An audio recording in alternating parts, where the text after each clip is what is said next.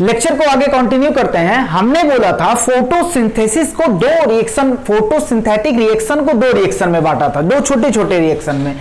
एक था light reaction, दूसरा था डार्क रिएक्शन। हमने बोला था लाइट रिएक्शन में क्या बना था, लाइट रिएक्शन में बना था एटीपी और NADPH, जिसका यूज कहां होना था, डार्क रिएक्शन में। हमने तुमसे बोला था कि डार्क रिएक्शन में क्या होगा, CO2 से क्या बनेगा, ग्लूकोज बनेगा, और ये एक एंजाइमेटिक रिएक्शन होता है। ये कहां चलेगा, स्ट्रोमा में चलेगा। कहां चलेगा, स्ट्रोमा।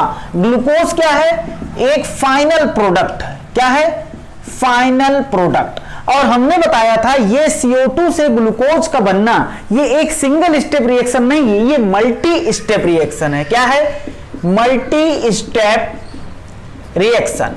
कहने का मतलब यह है कि ग्लूकोज जो है वो तुरंत नहीं बन गया है, ये इसको इसीलिए हमने बोला फाइनल प्रोडक्ट। क्या है, फाइनल प्रोडक्ट, मतलब कई सारे स्टेप हुए होंगे तब जाकर क्या बना है, ये ग्लूकोज बना है। क्या बना है, ग्लूकोज बना है। तो देखना, अब साइंटिस्ट ये खोजना चाह रहे थे कि CO2 किसी ना किसी चीज के साथ क्या होता है, फिक्स होता है। किसके साथ, और क्या बनाता है, प्राइमरी प्रोडक्ट। ये है फाइनल प्रोडक्ट। और ये किसी ना किसी CO2 जो होता है किसी ना किसी के साथ फिक्स होके क्या बनाता है, किसी ना किसी के साथ फिक्स होके बनाता है प्राइमरी प्रोडक्ट। क्या बनाता है भाई, प्राइमरी प्रोडक्ट। अब वो प्राइमरी प्रोडक्ट हमने देखा था, क्या था, एक था PGA, 3-फॉस्फोग्लिसरिक एसिड। तो इस ये कितने कार्बन का, 3 कार्बन का था। तो इस साइकिल को हमने क्या बोला था, 3 साइकिल। और उसके बाद अगला प्रोडक्ट था oxalo acetic acid. Oxalo acetic acid इस कितने कार्बन का था, 4 कार्बन का था। इसलिए इस साइकिल को जो पूरी साइक्लिक मैनर में ऑपरेटिंग होगा, इसका साइक्लिक मैनर में पूरी पाथवे साइक्लिक होती है, तो इसे क्या बोलेंगे, C4 साइकिल। ये हमने बात किया था। लेकिन ये जो यहां CO2 जिसके साथ फिक्स हुआ है, या CO2 को पहली बार जो एक्सेप्ट किया है, अब हमें जानना है इसे क्या बोलेंगे, प्राइमरी CO2 एक्सेप्टर। क्या बोलेंगे, प्राइमरी CO2 एक्सेप्टर। तो ये बना प्राइमरी प्रोडक्ट। अब इसके बाद कई सारे रिएक्शन के बाद क्या बनेगा, कई सारी इसमें कई स्टेप में रिएक्शन होंगे, उसके बाद बनेगा फाइनल प्रोडक्ट। फाइनल प्रोडक्ट अपना क्या है, ग्लूकोज। हम इसको मिटा दे रहे हैं, फाइनल प्रोडक्ट है ग्लूकोज। लेकिन प्राइमरी प्रोडक्ट क्या है, CO2 को किसी ने एक्सेप्ट किया, CO2 को किसी ने क्या किया, एक्सेप्ट किया। तो जो एक्सेप्ट कर रहा है वो पहली बार CO2 को एक्सेप्ट कर रहा है, इसीलिए इसको बोलते हैं प्राइमरी CO2 एक्सेप्टर। अगला टॉपिक हमारा यही है। अब प्राइमरी CO2 एक्सेप्टर ने CO2 को एक्सेप्ट किया, CO2 इसमें फिक्स हुआ और क्या बनाया, प्राइमरी प्रोडक्ट। पहला CO2 फिक्सेशन के बाद पहला प्रोडक्ट। तो पहला प्रोडक्ट क्या बना, पहला प्रोडक्ट बन सकता है 3-फॉस्फोग्लिसरिक एसिड, उसके बाद ऑक्सैलो एसिटिक एसिड। लेकिन अब यहां बात करेंगे हम बात कर रहे हैं अभी 3-फॉस्फोग्लिसरिक एसिड। हमने देखा कि 3-फॉस्फोग्लिसरिक एसिड फर्स्ट प्रोडक्ट के प्राइमरी प्रोडक्ट के तौर पे क्या बना, प्राइमरी प्रोडक्ट के तौर पे क्या बना, 3-फॉस्फोग्लिसरिक एसिड। और उसमें कितने कार्बन थे, 3। इस CO2 को कोई ना कोई क्या करेगा, एक्सेप्ट करेगा, उसे क्या बोलेंगे, प्राइमरी CO2 एक्सेप्टर। अपना टॉपिक यही है, यहां से स्टार्ट होता है। और क्या बनाएगा, 3-फॉस्फोग्लिसरिक एसिड फिक्स होके क्या बनाएगा, 3-फॉस्फोग्लिसरिक एसिड। कितने कार्बन का, 3 कार्बन का। अच्छा, अब तुम्हें बताना है कि ये जो कोई भी जो कुछ भी है जो CO2 को फिक्स कर रहा है और 3-PGA बना रहा है, CO2 को लेकर 3-PGA बना रहा है, ये कितने कार्बन का होगा, अब हमें ये जानना है। अब साइंटिस्ट इस जुगाड़ में लगे कि ये कितने कार्बन का प्राइमरी CO2 एक्सेप्टर है जो पहली बार CO2 को एक्सेप्ट कर रहा है और क्या बना रहा है, 3-फॉस्फोग्लिसरिक एसिड। टॉपिक समझ में आ गया। तो अगर हम कैलकुलेशन करें, हम अपने दिमाग से चलें, तो बताओ ये कितने कार्बन का, 3। कितने कार्बन का है, 3 कार्बन का। ये कितने, 1 कार्बन यहां है। उसके बाद तो 3 यहां है तो 2 कार्बन यहां होने चाहिए थे। तो यहां से हमारे हिसाब से क्या होना चाहिए था, हमारे नहीं साइंटिस्ट के हिसाब से भी पहले यही था।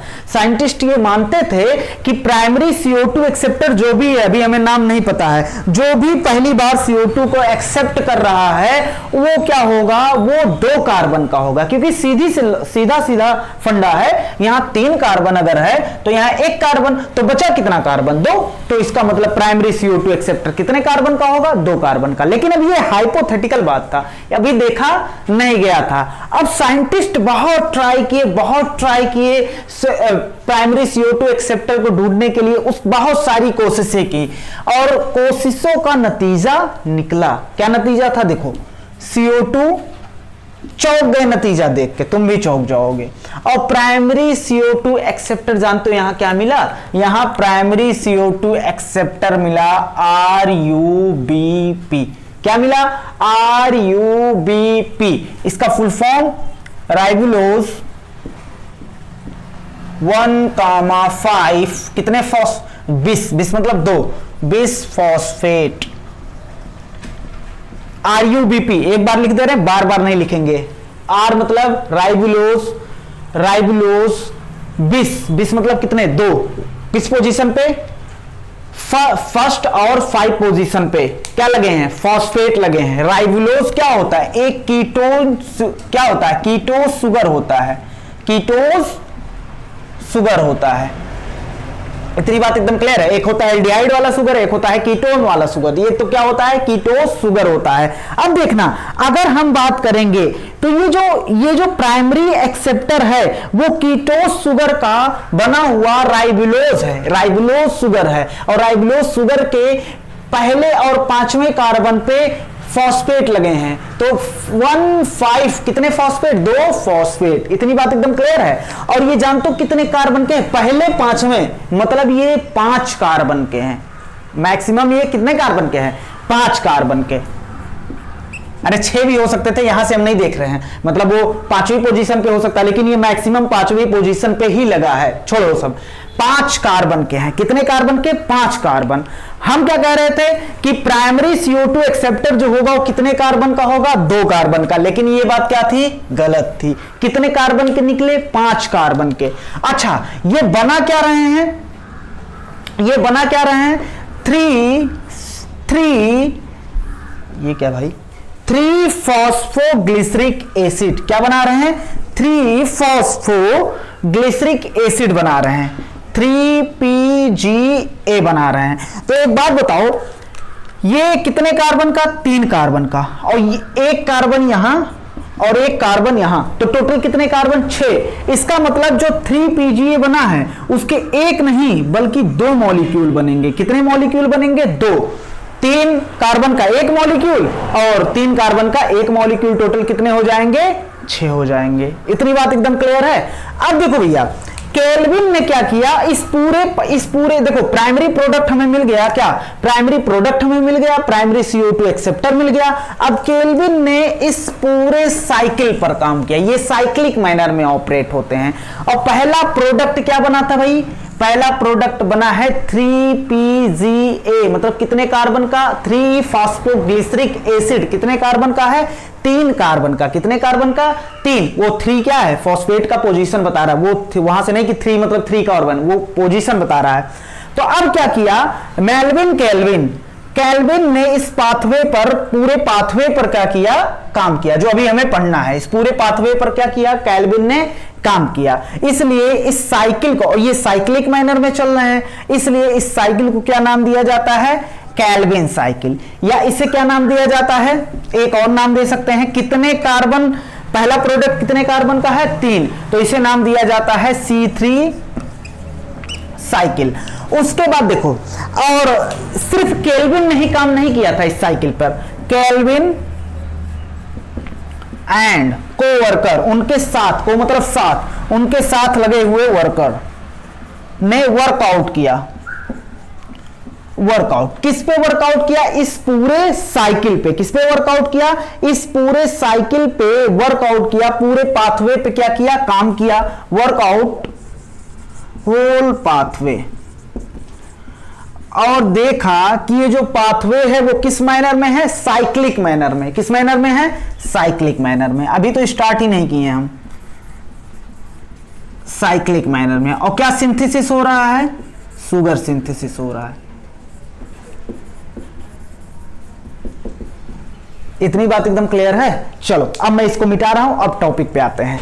तो हमने कहा प्राइमरी CO2 एक्सेप्टर कितने कार्बन का है, तो हमें लगा कि ये तीन कार्बन का 3 फॉस्फोग्लिसरिक एसिड बन रहा है, तो एक कार्बन कार्बन डाइऑक्साइड से आ गया, 2 कार्बन प्राइमरी CO2 एक्सेप्टर से आ जाएगा। लेकिन ऐसा नहीं हुआ। प्राइमरी CO2 एक्सेप्टर हमें क्या मिला, RUBP, राइबोलोज 1,5 बिस फॉस्फेट। अच्छा, तो कितने मॉलिक्यूल बने फॉस्फोग्लिसरिक एसिड के, 2 मॉलिक्यूल बने। और ये RUBP क्या होता है, कीटोज शुगर होता है या एल्डिहाइड वाला शुगर होता है, कीटोज शुगर होता है। चलो, उसके फर्स्ट और 5 कार्बन पे क्या लगे होते हैं, फॉस्फेट लगे होते हैं। उसके बाद केल्विन ने इस पूरे केल्विन और उनके वर्कर साथ में जो काम कर रहे थे उस पूरे पाथवे पर काम किया। उस पाथवे का क्या नाम रखा गया, केल्विन पाथवे या केल्विन साइकिल या C3 पाथवे या C3 साइकिल। इतनी बात एकदम क्लियर है। अब देखो केल्विन ने क्या किया, पूरे पाथवे को समझने के लिए हमने बोला पूरा पाथवे मतलब यहां से स्टार्ट करेंगे फिर यहीं पर हमें आना है, यही होता है साइकिल। जहां से स्टार्ट करेंगे वहीं पर हमें फिर ले जाकर एंड करना है। तो इस पूरे पाथवे को मान लो हमने यहां से स्टार्ट किया और फिर यहीं पर हम आ रहे हैं। इस पूरे साइकिल को, इस पूरे पाथवे को उन्होंने क्या किया, इस पूरे पाथवे को 3 भागों में बांट दिया ताकि हमें पढ़ने में क्या हो, आसानी हो।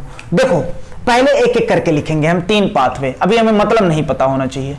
पहला है कार्बोक्सिलेशन, पहला 3 स्टेप में बांट दिया। कितने स्टेप में बांट दिया, 3 स्टेप में।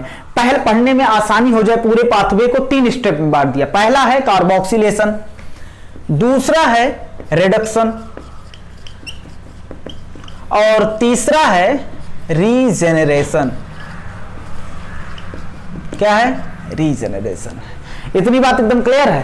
तो इस 3 स्टेप द्वारा ये 3 स्टेप हैं जो शुगर फॉर्मेशन में क्या कर रहे हैं, मदद कर रहे हैं। और हम पढ़ क्या रहे हैं, केल्विन साइकिल या C3 साइकिल। क्या पढ़ रहे हैं, C3 साइकिल हम पढ़ रहे हैं। C3 साइकिल को क्या नाम देते हैं, केल्विन साइकिल। इतनी बात एकदम क्लियर है। अच्छा, ये फोटोसिंथेटिक रिएक्शन है कि नहीं है, बिल्कुल है। अच्छा, फोटोसिंथेसिस होता कहां है, लीफ के। अगर हम लीफ की एनाटॉमी बनाएं,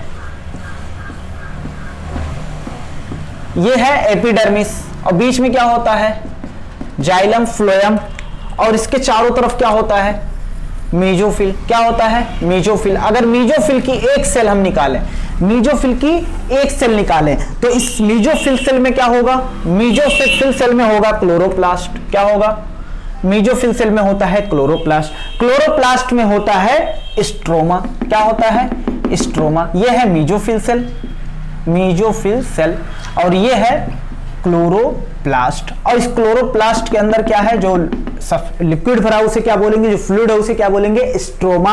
और यहीं पर क्या चल रहा है, केल्विन साइकिल। क्या चल रहा है भैया, केल्विन साइकिल। चलो देखना, अब एक एक करके बात करते हैं। अब यहां क्या हुआ, क्लोरोप्लास्ट में क्या हुआ, मान लो ये तुम्हारे सामने हमने क्या बना दिया, क्लोरोप्लास्ट। अभी हम बना देंगे, समझ लो यही इसके अंदर रिएक्शन हो रहा है, इसी को हम जूम करके बाहर दिखा रहे हैं। देखो एक पत्ती लिया, पत्ती का वर्टिकल सेक्शन काटो, चाहे ऐसे देखो, एक सेल को जो हमने मेसोफिल सेल को क्या किया, जूम किया, वर्टिकल सेक्शन काटोगे तो ऐसा दिखेगा। उसके बाद हमने क्या किया, मेसोफिल सेल को वहां से एक मेसोफिल सेल निकाला, उसको जूम किया, उसमें देखा क्लोरोप्लास्ट पाया जाता है। क्लोरोप्लास्ट को हमने क्या किया, क्लोरोप्लास्ट में देखा स्ट्रोमा पाया जाता है, इसमें थैलेक्वाइड, ग्रेना, इंटरग्रेनल मेम्ब्रेन, ये सब भी पाया जाएगा। लेकिन हमें स्ट्रोमा से मतलब इसी स्ट्रोमा में देखा हमने ग्लूकोज का फॉर्मेशन हो रहा है। इतनी बात एकदम क्लियर है। अब जो इसके अंदर घटना हो रही है इसको हम क्या कर रहे हैं, बाहर दिखा रहे हैं। क्या कर रहे हैं भैया, बाहर दिखा रहे हैं। चलो, तो हमने बोला कि CO2 को पहली बार एक्सेप्ट करने वाले सब्सटेंस का क्या नाम है, RUBP। क्या नाम है, RUBP। बार बार इसका नाम नहीं लेंगे क्योंकि नाम बड़ा है। राइबोलोज बिस फॉस्फेट, हमारी एनसीईआरटी में लिखा है राइबोलोज 1,5 बिस फॉस्फेट, ज्यादा एक्चुअल हो जाएगा। अब ये किसको फिक्स करेगा भैया, CO2 को फिक्स करेगा। क्या फिक्स करेगा? CO2 को जोड़ेगा। फिक्स करने का क्या मतलब है? CO2 जुड़ गया RuBp में, CO2 क्या हो गया? जुड़ गया RuBp में। और CO2 का जुड़ना इसे बोलते हैं कार्बोक्सिलेशन। क्या बोलते हैं? किसी भी सब्सटेंस में CO2 का जुड़ना इसे क्या बोलेंगे? कार्बोक्सिलेशन। जैसे मान लो ये X नाम का सब्सटेंस है, इसमें क्या जुड़ रहा है? CO2 जुड़ रहा है, तो यहां हम इस प्रोसेस को क्या बोल सकते हैं? कार्बोक्सिलेशन। अच्छा, मान लो X नाम का सब्सटेंस है, वहां से CO2 रिमूव हो रहा है। क्या हो रहा है? रिमूव। तो इसे बोलेंगे डी कार्बोक्सिलेशन। क्या बोलेंगे? डी कार्बोक्सिलेशन बोलेंगे। इतनी बात एकदम क्लियर है। CO2 को रिमूवल को बोलते हैं डी कार्बो। डी मतलब क्या होता है? रिमूव। D carboxylation. और CO2 के जब CO2 ऐड होगा तो क्या बोलेंगे? कार्बोक्सिलेशन बोलेंगे। इतनी बात एकदम क्लियर है। चलो आगे बढ़ते हैं। तो हमें पता है RuBp और CO2 क्या हो गए? CO2 RuBp में जुड़ गया। इस प्रोसेस को क्या बोलेंगे? पहला स्टेप यहां देखो कंप्लीट हुआ। पहला स्टेप क्या कंप्लीट हुआ? कार्बोक्सिलेशन। तो हम यहां लिख सकते हैं, इसको क्या बोलेंगे भैया? चल पहले स्टेप को बोलेंगे, पहला स्टेप हमारा कंप्लीट, कार्बोक्सिलेशन। आराम से समझना, हम बहुत इसको अच्छे से पढ़ाएंगे, बहुत डिटेल में पढ़ाएंगे। डिटेल कहने का मतलब जितना एनसीईआरटी में लिखा उसी को थोड़ा थोड़ा और खोलेंगे। अब हमारे पास प्रोडक्ट क्या बना? प्राइमरी प्रोडक्ट क्या बना? प्राइमरी प्रोडक्ट हमारे पास बनकर तैयार हुआ। देखो हम फुल फॉर्म नहीं लिखेंगे, 3-फॉस्फोग्लिसरिक एसिड। चलो लिख दे रहे हैं भैया 3PGA, या क्या लिख सकते हैं? 3-फॉस्फोग्लिसरिक एसिड। Phosphoglyceric acid. इतनी बात एकदम क्लियर है। देखो 3-फॉस्फोग्लिसरिक एसिड बना। मैं इसको मिटा रहा हूं, ये समझ गए ना? लिस्ट लेंगे, एनाटॉमी देखेंगे, उसके बाद मीजोफिल सेल निकालेंगे। मीजोफिल सेल के अंदर क्लोरोप्लास्ट पाया जाएगा और क्लोरोप्लास्ट के अंदर स्ट्रोमा होगा। उसी स्ट्रोमा में क्या चल रहा होगा? Calvin cycle. कहने का मतलब ऊपर ऊपर कहना चाहो, क्लोरोप्लास्ट में चल रहा होगा कैल्विन साइकिल। अब हमें इसका थोड़ा सा स्ट्रक्चर हमें बनाने दो। थोड़ा सा क्या करेंगे हम? एक्चुअल स्ट्रक्चर नहीं बनाएंगे। कितने कार्बन का है? 3 कार्बन का। 1 2 3, बस यही हम बनाएंगे। 1 2 3, बैलेंसिंग छोड़ो। और ये क्या है? एसिड। तो क्या लगा दिए? Carboxylic group. और तो ये कार्बन नंबर 1 2 3, और तीसरे पोजीशन पे क्या लगा है? फॉस्फेट। क्या लगा है? फॉस्फेट। बैलेंसिंग से मुक्ति पा गए हम, समझ रहे हो ना? 3 कार्बन का 3-फॉस्फोग्लिसरिक एसिड, ऐसा ग्लिसरिक एसिड जिसमें क्या लगा हो? थर्ड पोजीशन पे फॉस्फेट ग्रुप लगा हो। ये हो गया उसका स्ट्रक्चर। हमने सिंपल सा स्ट्रक्चर बना दिया। उसके बाद देखना, अब यहां एक एंजाइम काम करता है।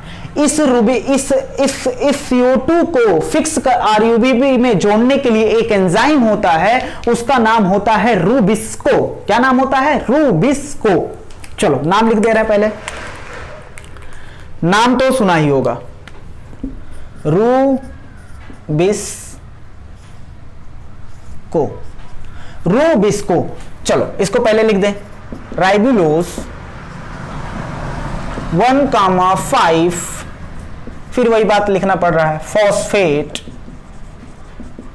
अब देखो ये तो हमें पहले से पता था, राइबुलोज 1,5 बिसफॉस्फेट। राइबुलोज एक कीटोस शुगर है जिसमें क्या 5 कार्बन का शुगर है। ये कितने कार्बन का भैया? 5 कार्बन का शुगर है राइबुलोज। हाँ, पेंटोस शुगर भी बोल सकते हैं इसको। राइबुलोज 1,5 बिसफॉस्फेट, ऐसा शुगर जिसके पहले और 5वें पोजीशन पे क्या लगा हो? 2 फॉस्फेट ग्रुप लगा हो। इतनी बात एकदम क्लियर है। चलो, और C मतलब क्या होता है और O मतलब क्या होता है? सुनो, ये रूबिस्को एक एंजाइम होता है जो RuBp में क्या जुड़वाता है? CO2।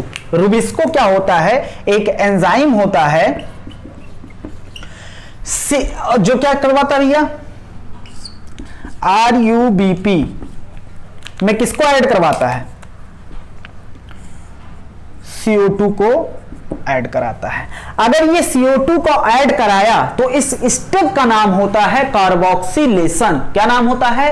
कार्बोक्सिलेशन। तो यहां जो ये सी का मतलब क्या है? कार्बोक्सिलेज। एज लग गया, क्या हो गया? एंजाइम। तो इसे क्या बोलेंगे? RuBp को RuBp ये क्या हो गया? Ribulose 1,20 phosphate carboxylase. RuBp का कार्बोक्सिलेशन हो रहा है तो उस एंजाइम का क्या नाम देंगे?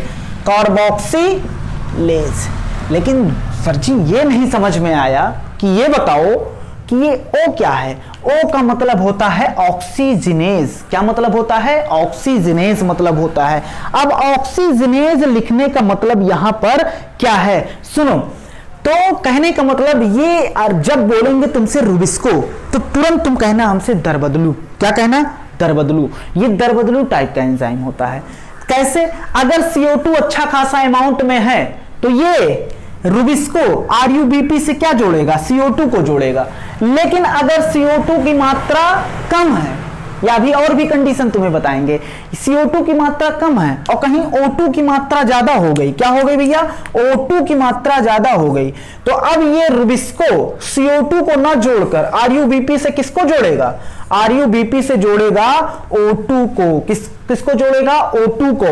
और इस प्रोसेस को बोलेंगे ऑक्सीजनेशन। क्या बोलेंगे?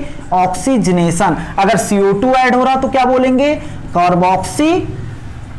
ये लिखना नहीं है, अभी लास्ट में हम लिखाएंगे। ये लिखना नहीं है, अभी लास्ट में पूरा तुम्हें लिखाएंगे डिटेल में। हाँ, कुछ छूटेगा नहीं, ये मत लिखना। तो कहने का मतलब है ये दरबदलू टाइप का एंजाइम है रुबिस्को। इसके 2 एक्टिव साइट हैं।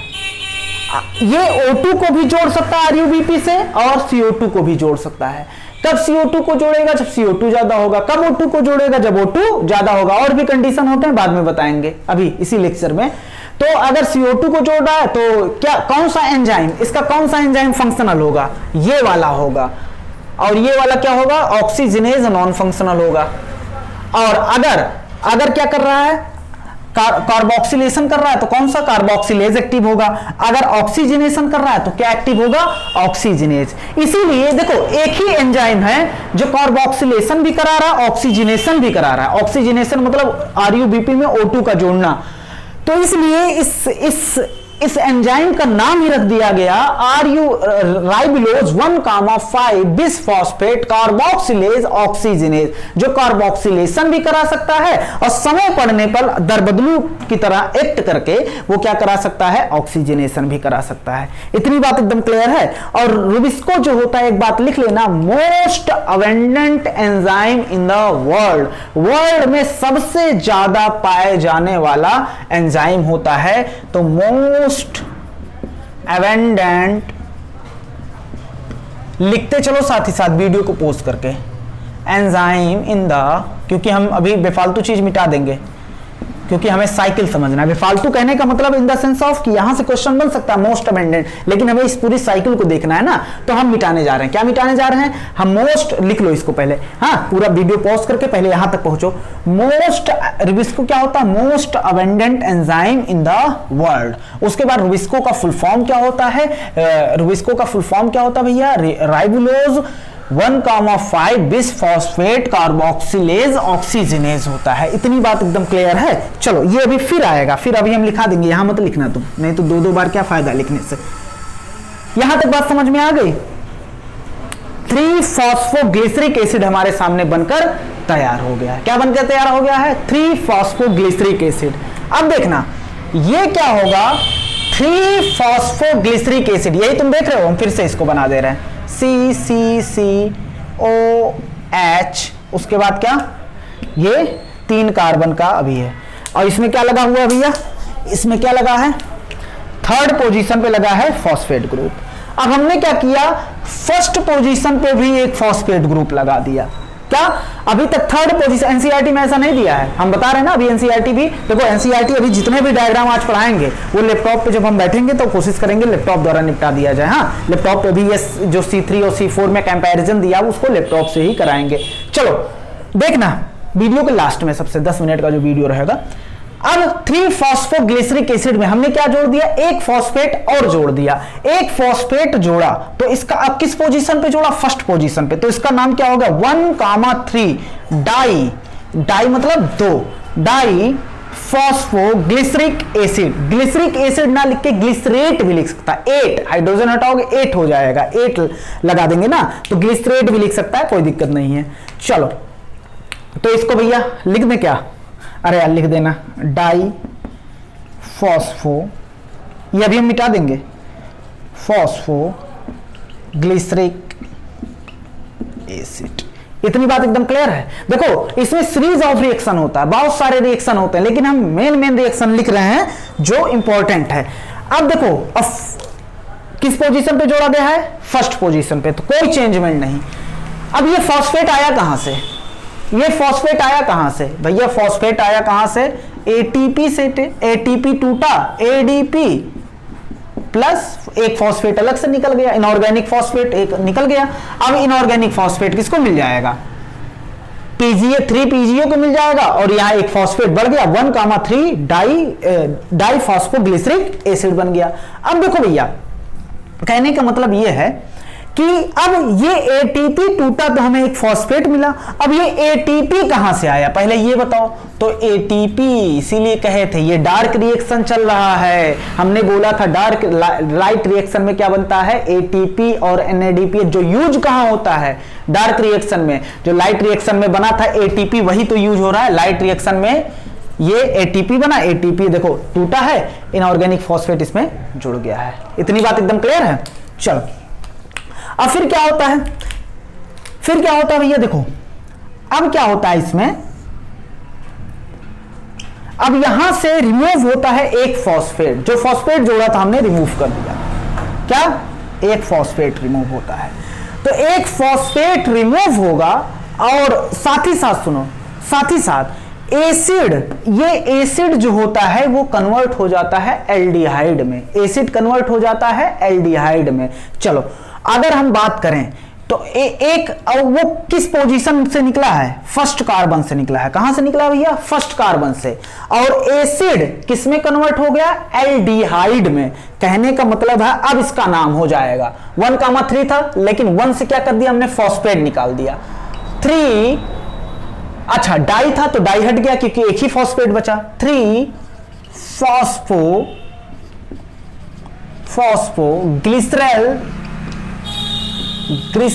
ग्लिसरैल्डिहाइड, 3 फॉस्फोग्लिसरैल्डिहाइड। पहले क्या बना, 3 फॉस्फोग्लिसरिक एसिड, फिर क्या बना 1,3 डाइफॉस्फोग्लिसरिक एसिड, फिर क्या बना 3 फॉस्फोग्लिसरैल्डिहाइड। 3 पागल इसको बोल दिया जाता है, PGAL मतलब क्या होता है, 3 पागल मतलब 3 फॉस्फोग्लिसरैल्डिहाइड। चलो ये बन गया। अब बताओ यहां था एसिड, क्या था एसिड, बैलेंसिंग हमने यहां नहीं किया है, ये मत कह देना बैलेंसिंग, या बैलेंसिंग नहीं किया हमने फॉस्फेट ग्रुप वाला। चलो कार्बन कार्बन कार्बन, बैलेंसिंग से बच रहे हैं भैया हम, 3 कार्बन है। अब उसके बाद इस पे क्या है, फॉस्फेट ग्रुप लगा है, और फिर यहां क्या होगा, एल्डिहाइड कन्वर्ट हो, एसिड कन्वर्ट हो गया एल्डिहाइड में। जब एसिड कन्वर्ट होता है एल्डिहाइड में तो उस प्रोसेस को क्या बोला जाता है, रिडक्शन बोला जाता है, या क्या बोला है, ऑक्सीडेशन, रिडक्शन। क्यों, क्योंकि यहां से क्या हुआ है, वो ऑक्सीजन क्या हुआ है, देखो एक ऑक्सीजन क्या हो गया है, अरे भाई एक ही ऑक्सीजन तो बचा, एक ऑक्सीजन क्या हो गया है, रिमूव हो गया है। ऑक्सीजन रिमूव होना ये क्या होता है, रिडक्शन। क्या होता है, रिडक्शन। और यहां पर जो होता है हमें चाहिए हाइड्रोजन, क्या चाहिए, हाइड्रोजन। तो क्या होता है यहां पर इस प्रोसेस में टूटता है NADPH, और NADPH अपना हाइड्रोजन किसको दे देगा, इसको दे देगा, और कन्वर्ट हो जाएगा NADP+ में। किसमें कन्वर्ट हो जाएगा भैया, हाइड्रोजन मतलब प्रोटॉन इलेक्ट्रॉन दे देगा, और किसमें हो जाएगा, NADP+ में। इतनी बात एकदम क्लियर है। देखो एसिड किसमें कन्वर्ट हो गया, एल्डिहाइड में। तो इस स्टेप को बोलेंगे, ये दूसरा स्टेप है, इसको बोलेंगे क्या, इसको बोलेंगे रिडक्शन। क्या बोलेंगे, रिडक्शन। देखो ये हाइड्रोजन इसको देके, हाइड्रोजन का लेना, इलेक्ट्रॉन का लेना, ये क्या है, रिडक्शन है। तो ये रिड्यूस हो जा रहा है, और एक तरीके देखो एसिड किसमें कन्वर्ट हो जा रहा है, एल्डिहाइड में। तो क्या हो गया भैया, रिडक्शन। अब इतनी बात एकदम क्लियर है। चलो तो एक बात बताओ, पहले बताओ RUBP, अब हम इसका फुल, अब इसको बोलते हैं, इसको बोला जाता है किसको, इसको जो 3 फॉस्फोग्लिसरिक एसिड है इसको बोला जाता है, ये जो होता है ये देखो ग्लिसरैल्डिहाइड वाला, ग्लिसरैल्डिहाइड वाला क्या है, शुगर। और ये शुगर जो होता है वो क्या होता है, इसे बोला जाता है ट्रायोज, ट्रायोज मतलब क्या होता है, पेंटोज मतलब क्या होता है, 5 कार्बन वाला शुगर, हेक्सोज मतलब क्या होता है, 6 कार्बन वाला शुगर, ट्रायोज मतलब क्या होता है, 3 कार्बन वाला शुगर। यहां पर अभी कार्बन कितने हैं, 3 कार्बन है। कितने कार्बन है, 3 कार्बन वाला शुगर। और ऐसा शुगर जिसपे क्या लगा है, तीसरे पोजीशन पे फॉस्फेट ग्रुप लगा है, तो इसको बोलेंगे ट्रायोज फॉस्फेट। 3 कार्बन वाला शुगर जिस पे क्या लगा हो, फॉस्फेट ग्रुप लगा हो। क्या लगा हो, फॉस्फेट ग्रुप। तो 3 फॉस्फोग्लिसरॉल्डिहाइड क्या बोल देंगे, ट्रायोज फॉस्फेट बोलेंगे। क्या बोलेंगे, ट्रायोज फॉस्फेट। अब देखना, मैं इसको मिटाना चाहूंगा। देखो मेन बातें हम छोड़ दे रहे हैं, बाकी हम मिटा रहे हैं इसको। देखो जैसे इसका नाम मिटा दे रहे हैं। अच्छा, ये NADPH कहां से आया, NADH लिखा है यहां पर, NADPH। NADPH कहां से आया, NADPH आया लाइट रिएक्शन में जो बना था। चलो हम यहां से मिटा रहे हैं धीरे धीरे करके। ये देखो इसको भी मैंने मिटा दिया। और हम 3 फॉस्फोग्लिसरिक एसिड को भी मिटा दे, ग्लिसरॉल्डिहाइड को भी मिटा दे रहे हैं। तुम लिख लेना, अभी 3 पागल हम लिख रहे हैं। हाँ चलो, अब कुछ थोड़ा हल्का हुआ ये ट्रायोज फॉस्फेट। अब एक बात बताओ, एक बात ये बताओ कि एक RuBP और एक CO2 से, एक CO2, एक RuBP और एक CO2 कितने कार्बन, कितने मॉलिक्यूल बनाएंगे, 2 मॉलिक्यूल बनाएंगे। एक मॉलिक्यूल अगर कन्वर्ट होगा, एक मॉलिक्यूल या कह दो 1 मोल अगर कन्वर्ट होगा 1,3 डाइफॉस्फोग्लिसरिक एसिड में, तो कितने ATP लगेंगे, 1। जब ये 2 बार कन्वर्ट होगा, मल्टीप्लाई कर दो, सब में 2 से मल्टीप्लाई कर दो, 2 ADP निकलेगा, 2 इनऑर्गेनिक फॉस्फेट निकलेंगे। उसके बाद क्या होगा, 2 बार पूरी साइकिल चलेगी, 2 NADPH यूज होगा, 2 NAD प्लस निकलेंगे। कहने का मतलब भाई, जब एक बार साइकिल, एक 3PGA से साइकिल चलाओ तो 1 ATP लग रहा है और 1 NADPH लग रहा है, और क्या हो रहा है, 1 3PGA बन रहा है। कितना, 1 3PGA। लेकिन ये 2 मॉलिक्यूल है ना, 2 मॉलिक्यूल अगर 2 का मतलब, कहने का मतलब 2 मोल कह दो, अगर इसके 2 मोल ले रहे हो तो पूरा डबल कर दोगे, फिर से वही साइकिल चलेगी। तो यहाँ 1 ATP लग रहा था 1 3PGA में, अब 2 पूरी रिएक्शन चल जाएगी। समझना बात को। हम कह रहे हैं नहीं आएगा तो फोन करके हमसे पूछना, लेकिन पूछना जरूर, वीडियो कॉल करके पूछना, हम उसमें समझा देंगे ऐसे लिख के, क्योंकि यहाँ फील नहीं आता कि तुम्हें समझ में आया कि नहीं। सब 2 मॉलिक्यूल, इतनी बात एकदम क्लियर है। कहने का मतलब है, देखो एक मॉलिक्यूल 3PGA का है, तो कितने ATP, 1 ATP, 1 NADPH और 1 3 फॉस्फोग्लिसरॉल्डिहाइड बना। कहने का मतलब 1 ट्रायोज फॉस्फेट बना। लेकिन ये एक थोड़ी ना है, यहाँ पर एक बार RuBP अगर फिक्स होगा तो इसके पास तो 5 कार्बन है ना। कितने कार्बन, 5, और इसके पास कितने कार्बन, 1, तो कितने बनेंगे, 2, तो पूरे 2 से मल्टीप्लाई कर देंगे। इतनी बात एकदम क्लियर। कार्बोक्सिलेशन, रिडक्शन, अब बचा क्या, रीजनरेशन। अब RuBP यहां खत्म हो गया, खत्म होके क्या मतलब, खत्म होके कन्वर्ट हो गया किसमें, 2 मॉलिक्यूल किसका बना दिया, 3 फॉस्फोग्लिसरिक एसिड। अब RuBP को हमें कहां से बनाएंगे, कहां से लाएंगे, ये तो खत्म हो जाएगा ना, तो हमें उसको रीजनरेट करना है, पुनः जनरेट करना है। तो पुनः जनरेट कैसे करेंगे, यही देखो, यही यहां कितने टोटल, कितने कार्बन है भैया, अभी टोटल की बात कर रहे हैं, दोनों मॉलिक्यूल मिला के 6 कार्बन। और शुगर कितने का बनता है भैया, ग्लूकोज कितने कार्बन का बनता है, C6H12O6। इतनी बात एकदम क्लियर है।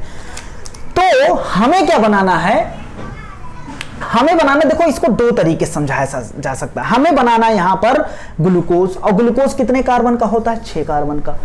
तो हमने क्या किया, देखो यहां से कितने कार्बन, समझना, यहां से हमें RuBP भी बनाना है। क्या बनाना है, RuBP भी, ये इसी से हमें RuBP भी बनाना है 5 कार्बन का। नहीं तो RuBP हमारे पास कहां है, कहां से आएगा, RuBP खत्म हो जाएगा ना। अगर कह दो सर यहीं पर 6 कार्बन बना दो, 6 कार्बन का शुगर बना दो, तो भैया RuBP कहां से लाओगे, RuBP इसी से बनाना पड़ेगा ना। RuBP खत्म हो जाएगा जितना भी होगा, फिर कहां से लाओगे, उसे बार बार रीजनरेट करना पड़ेगा ना। तो देखो 3 फॉस्फोग्लिसरिक, समझना, हम दूसरी तरीके समझा रहे हैं, ये तरीका उतना सही नहीं लेकिन समझा रहे हैं। 3 फॉस्फोग्लिसरॉल्डिहाइड तुम्हें समझाने के लिए, 3 फॉस्फोग्लिसरॉल्डिहाइड, और कितने कार्बन का है ये, 5 कार्बन का। 3 फॉस्फोग्लिसरॉल्डिहाइड कन्वर्ट होता है ये ये कन्वर्ट 3-फॉस्फोग्लिसरॉल्डिहाइड जो होता है ये कन्वर्ट होता है राइबुलोज 5-फॉस्फेट। किसमें कन्वर्ट होता है ये? राइबुलोज। अब कुछ लोग कहेंगे सर यहां 3 था वहां 5 कैसे हो गया? अरे मेरे भैया पोजीशन ही तो चेंज हुई है फॉस्फेट की। कैसे पोजीशन चेंज हुई है? सुनो, ये क्या था देखो, C 3 कार्बन थे, इसके 3 कार्बन थे, उसके बाद 3 कार्बन पहले से थे 3-फॉस्फोग्लिसरिक एसिड के एक मोल में, एक मॉलिक्यूल में कह दो। उसके बाद क्या था? 2 कार्बन और जुड़ गए, ये कीटोन ग्रुप। क्या है? Keto group. और इसके 5वें पोजीशन पे लगा है कीटो ग्रुप। 1 2 देखो कार्बन 1 2 3 4 5, 5वें ग्रुप पे क्या लग गया? फॉस्फेट ग्रुप लग गया। तो अब ये क्या बन गया? 3 क्या बन गया? राइबुलोज 5-फॉस्फेट। लेकिन हमें क्या बनाना है? राइबुलोज 5-फॉस्फेट। अभी एक फॉस्फेट और जोड़ना है, तभी बनाएंगे राइबुलोज 1,5 बिसफॉस्फेट बनाएंगे। तो हमें इससे क्या बनाना है? राइबुलोज 5-फॉस्फेट से हमें बनाना है राइबुलोज 1,5 बिसफॉस्फेट। मतलब एक फॉस्फेट ग्रुप जोड़ना है, एक फॉस्फेट हमें चाहिए। तो फॉस्फेट को लेंगे किससे? एटीपी से। एटीपी को तोड़ेंगे एडीपी प्लस इनऑर्गेनिक फॉस्फेट को इसमें जोड़ देंगे। इतनी बात एकदम क्लियर है। और ये एटीपी हम पूछ लेंगे आया कहां से? ये एडिनोसिन ट्राइफॉस्फेट था, एक फॉस्फेट निकाला इसको दे दिया और ये क्या बचा? डाइफॉस्फेट। लेकिन ये एटीपी आया कहां से? तो हमारा सिंपल सा आंसर रहेगा लाइट रिएक्शन से। कहां से आया? लाइट रिएक्शन से। तो सुनना भैया, अब इसका स्ट्रक्चर अगर हम बनाना चाहें कार्बन के फॉर्म में, कार्बन COO C 5वें पोजीशन पे और पहले पोजीशन पे क्या? Phosphate group. क्या लग गया? Phosphate group. इतनी बात एकदम क्लियर है। तो देखो पूरी साइकिल को एक बार हम रिवाइज करते हैं। रिवाइज करने से पहले एक बात बताओ, शुगर कैसे बना? शुगर तो हमें नहीं, शुगर नहीं बनाना है, शुगर बनाना है। शुगर कितने कार्बन का है? 6 कार्बन का है। तो सर शुगर बनाओ। बताओ यहां कितने मॉलिक्यूल थे? कितने मॉलिक्यूल थे? 6। एक बार साइकिल चली तो कितने मॉलिक्यूल इसके यूज हो गए? देखो कितने मॉलिक्यूल, सॉरी कितने कार्बन थे इस दोनों में? दो मॉलिक्यूल, 2 थे, 2 मोल थे, 3PgL। कितने कार्बन थे? 6। और कितने यूज हो गए? 5 यहां चले गए, तो बचे कितने? 1 कार्बन। 1 कार्बन बचा। और एक बार साइकिल चली तो ये एक बार साइकिल चलने का पूरा लेखा जोखा है। क्या है? पूरा लेखा जोखा है। इतनी बात एकदम क्लियर है। चलो अब मैं इसको मिटाना चाहूंगा। इसको देखो हम मिटा दे रहे हैं।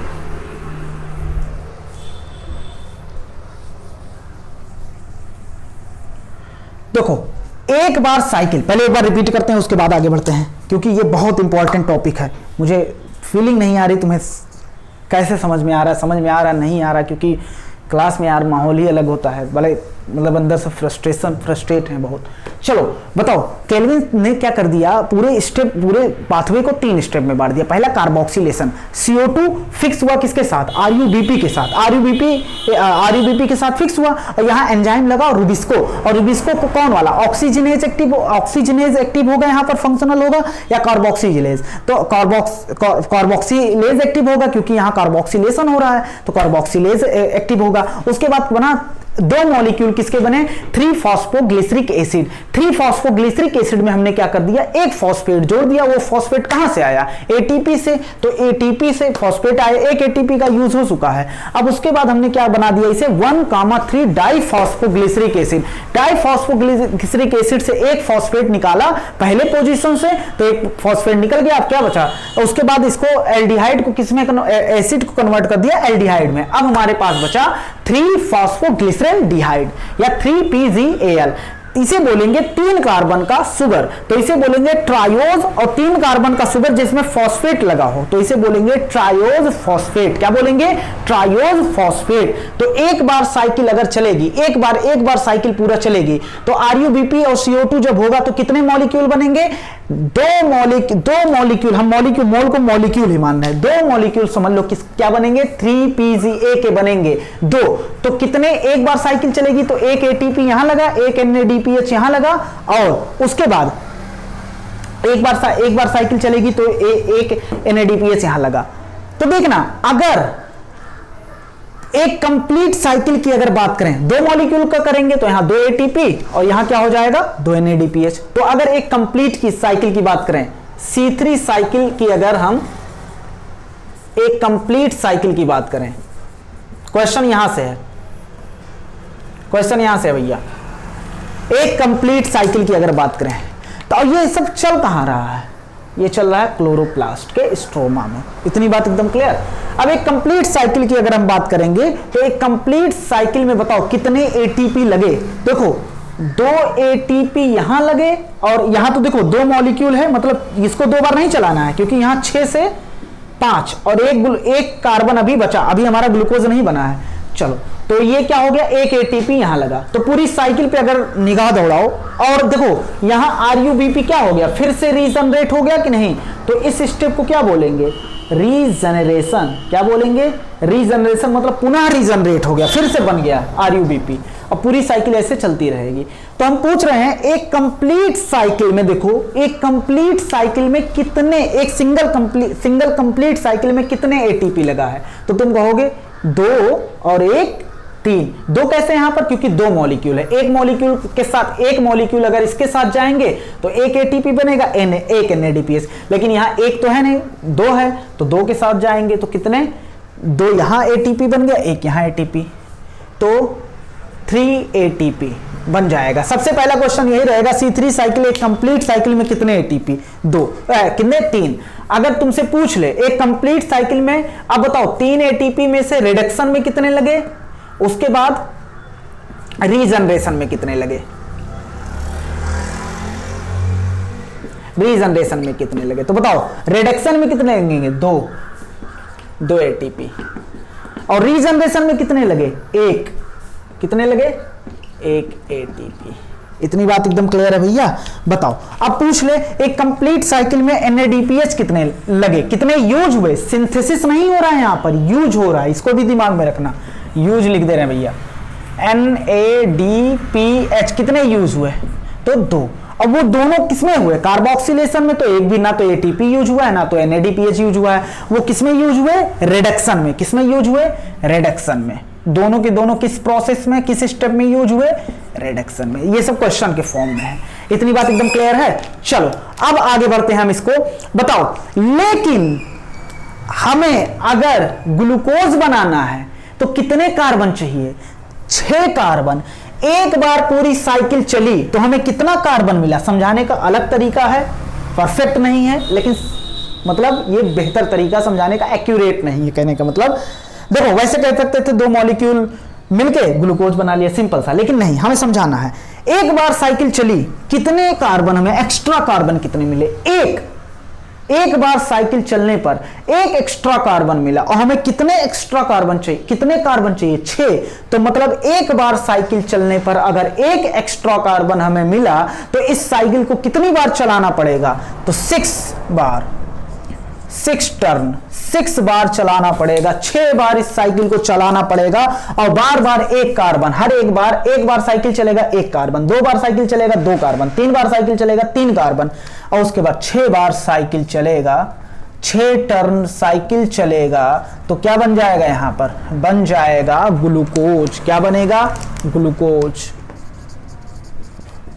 बोल रहे हैं समझाने के लिए बता रही है, ग्लूकोज। और ग्लूकोज भैया किसमें कन्वर्ट हो जाएगा, स्टार्च में। किसमें कन्वर्ट हो जाएगा, वो सुक्रोज में ट्रांसपोर्ट किस फॉर्म में होगा, सुक्रोज के फॉर्म में, कन्वर्ट किस स्टोर किस फॉर्म में हो जाएगा, स्टार्च के फॉर्म में।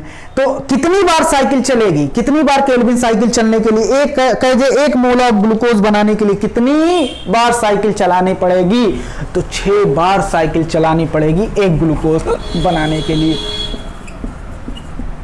इतनी बात एकदम क्लियर है। एक ग्लूकोज बनाने के लिए 6 बार साइकिल चलानी पड़ेगी, तभी तो देखो यहां, और तुमसे यहां पूछ ले 6 बार साइकिल चलानी पड़ेगी। यहां तुम्हारे एनसीईआरटी में एक चार्ट दिया है, इन आउट, क्या इन हुआ और क्या निकला, मतलब आलू इधर से डालेंगे इधर से सोना निकालेंगे, समझ रहे हो ना, कहने का मतलब क्या डाले और क्या निकला।